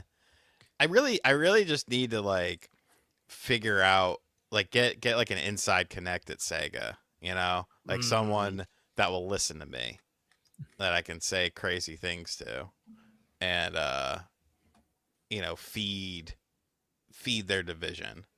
It's like you sitting in the janitor closet at Sega talking to him. Like Knights was you know, even the Wii one was pretty good. You couldn't do the motion controls. They sucked. If you used a classic controller and you could get past that fucking stupid owl who every time he would start a conversation with you would say, Vista. It's like, shut the fuck up. It wasn't a bad game, but the OG Knights and Christmas Knights, they were just fucking magic. They also have games. They also have Outrun and Guardian Heroes on here. That was pretty cool. I mean, you had like Outrun 2006. That game was fucking awesome, and then they were just like, all right, that's enough of that. It's like, what are you doing? Guardian, I don't know. I'd be kind of curious about Guardian Heroes. See if they do something with that. I mean, they re-released it on Xbox 360 Arcade. Well, they made this site because apparently these are games that they are looking into again. And I mean, we see remember they announced all those old games and we're still waiting for Jet Set Radio and Crazy Taxi. Yeah. I think what Altered Beast in there or something too. Yeah, I don't know what the fuck they're doing with it. Altered Beast needs to go where it belongs, in the trash can. Oh man. That game sucks, dude. The arcade version sucks. The Genesis version sucks even more. The Master System version is unplayable garbage. I don't understand the Altered Beast love. It has, you know what it has? A cool logo. Okay, like you see the Altered Beast logo on a hat, that shit looks dope. Yeah, it sounds Everything like a death metal sucks. band. So. Yeah, dude. And even the font is kind of death metal-y. Like that shit was ahead of its time with the logo, but everything else is ass. TJ says, just wanted to point out, if you buy a Costco membership now online, you get a $45 gift card. I myself put it towards Mario Wonder plus Bella Bell Park. Shout out to TJ. All right. As we finish up here, let me go around. Sean, Couch GT, where can everyone find you and your apparently gout-stricken foot? I know. Gout now GT. I'm worried about it. But now, Gout you know, GT. coffee and hold on, we had the remedy. Cherry juice. I have the Just dunk your foot in it. You have cherry juice? That's a random thing to have. No, I have the it's uric acid. And so these are uric acid pills that are like a cherry base that I've been taking just because I thought maybe it was gout. And like, I'm like, well, this isn't like killing me or anything. So I'll just keep taking them. You can find me on youtube.com/stream. Cast guy. Got a lot of cool videos coming up about DRM PS5 and Xbox dying again, so make sure you check those out. I don't know if there's going to be a video tomorrow. I might be busy tomorrow, so I'm just throwing that out there.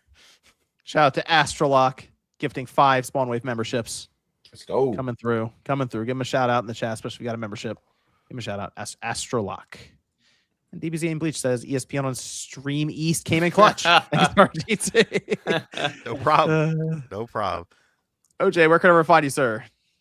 Yeah, you can find me right here on YouTube, Player Essence. I cover a lot of Nintendo and RPG stuff. Just got a big review of Xenoblade Chronicles X Definitive Edition, Nintendo Switch 2 Edition. 200 plus hours that I put into it. Go over the online, all that good and bad with the game.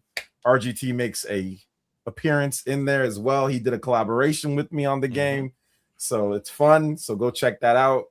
Enjoyed putting that video together. And I'm going to have, of course, live streams all this week coming up here, and videos talking more about Splatoon Raiders and other games. I'll probably check out SAROS. Maybe we'll see what happens with that if I got time. So it should be a pretty good week coming up. And like I said, lots of cool live streams and stuff. And we're giving away a Switch 2, getting closer and closer to our goals. So yeah, go subscribe. Help the boy out. So yeah, it's all good. Thanks for having me on. Like always, you guys are always goated, man. Spawncast chat, y'all always goated too. So thank you guys. I appreciate it. Also, there is no beef with me and Dreamcast guy. I don't know why people think there is. No, let them write the lore in their head. It's their favorite Jesus thing ever to Christ. do. If I don't like someone, you'll know I don't like them. I'm not very good at hiding things like that. Kitty Meow says, Truth Bomb incoming, RGT, your Knicks ain't going to beat the Celtics. They lost the game to the 76ers. I'm still not convinced that that series isn't going to go to 2-2 tomorrow. Johnny Israel says, that was hilarious. Thank you. Radic, sir, where can everyone find you? You can find me on YouTube, Twitch, TikTok, Instagram, at Real Radic. I cover PlayStation stuff. I have a Twisted Metal video coming up next week. And next week is also a lot of SAROS coverage I'm planning to do. So I'm going to be all up in that game. So yeah, at Real Radic on every social media platform. He had a good Uncharted video. End up, was that 10,000 views on that thing? Yeah, 10K. Very thankful, very grateful. Yeah, I'm definitely going to do more of the 30-minute style videos. I think that's my lane for sure. Yeah. Good stuff. And then what about Evan? Oh, good. Find me on YouTube, Twitch, social media stuff, Kimmerix Project. I think I'm going to try to stream this week in preparation for the tournament. We might go over some stuff for like strat talks, but we're basically just waiting for the next edition to come out probably in a couple months. So we'll try to keep an eye on the rules drops and things they're doing for that. Yeah. Go, Sean. Liquid Fox said that the analog Saturn controller is like a saucer. It's kind of like a precursor to the Dreamcast controller. It came if you got the big box Knights, it came bundled with that. Sketches Harmony prediction: TCL Bravia TVs will also be PlayStation portals. And Astrologue says, hardly ever catch a show live, but you guys usually help me get through my Monday night shift. Love the show. Hey, shout out. We're if nothing else, we hope we're good background noise. Not a problem. Johnny Israel says, I'm playing Mirror's Edge. Nice. Banger. It's that Unk Slop stuff in here again. Got that in the stream now after that. It's 2008 Unk Slop. Apparently, it's before the 2010s. Shout out to everyone stopping through. Appreciate it. Of course, all the support, super chats, everything, live viewers, and post live viewers. Appreciate you guys. Thanks everyone for tuning in. We'll be back next Saturday night, 9 p.m. Eastern time, and we'll see you guys then.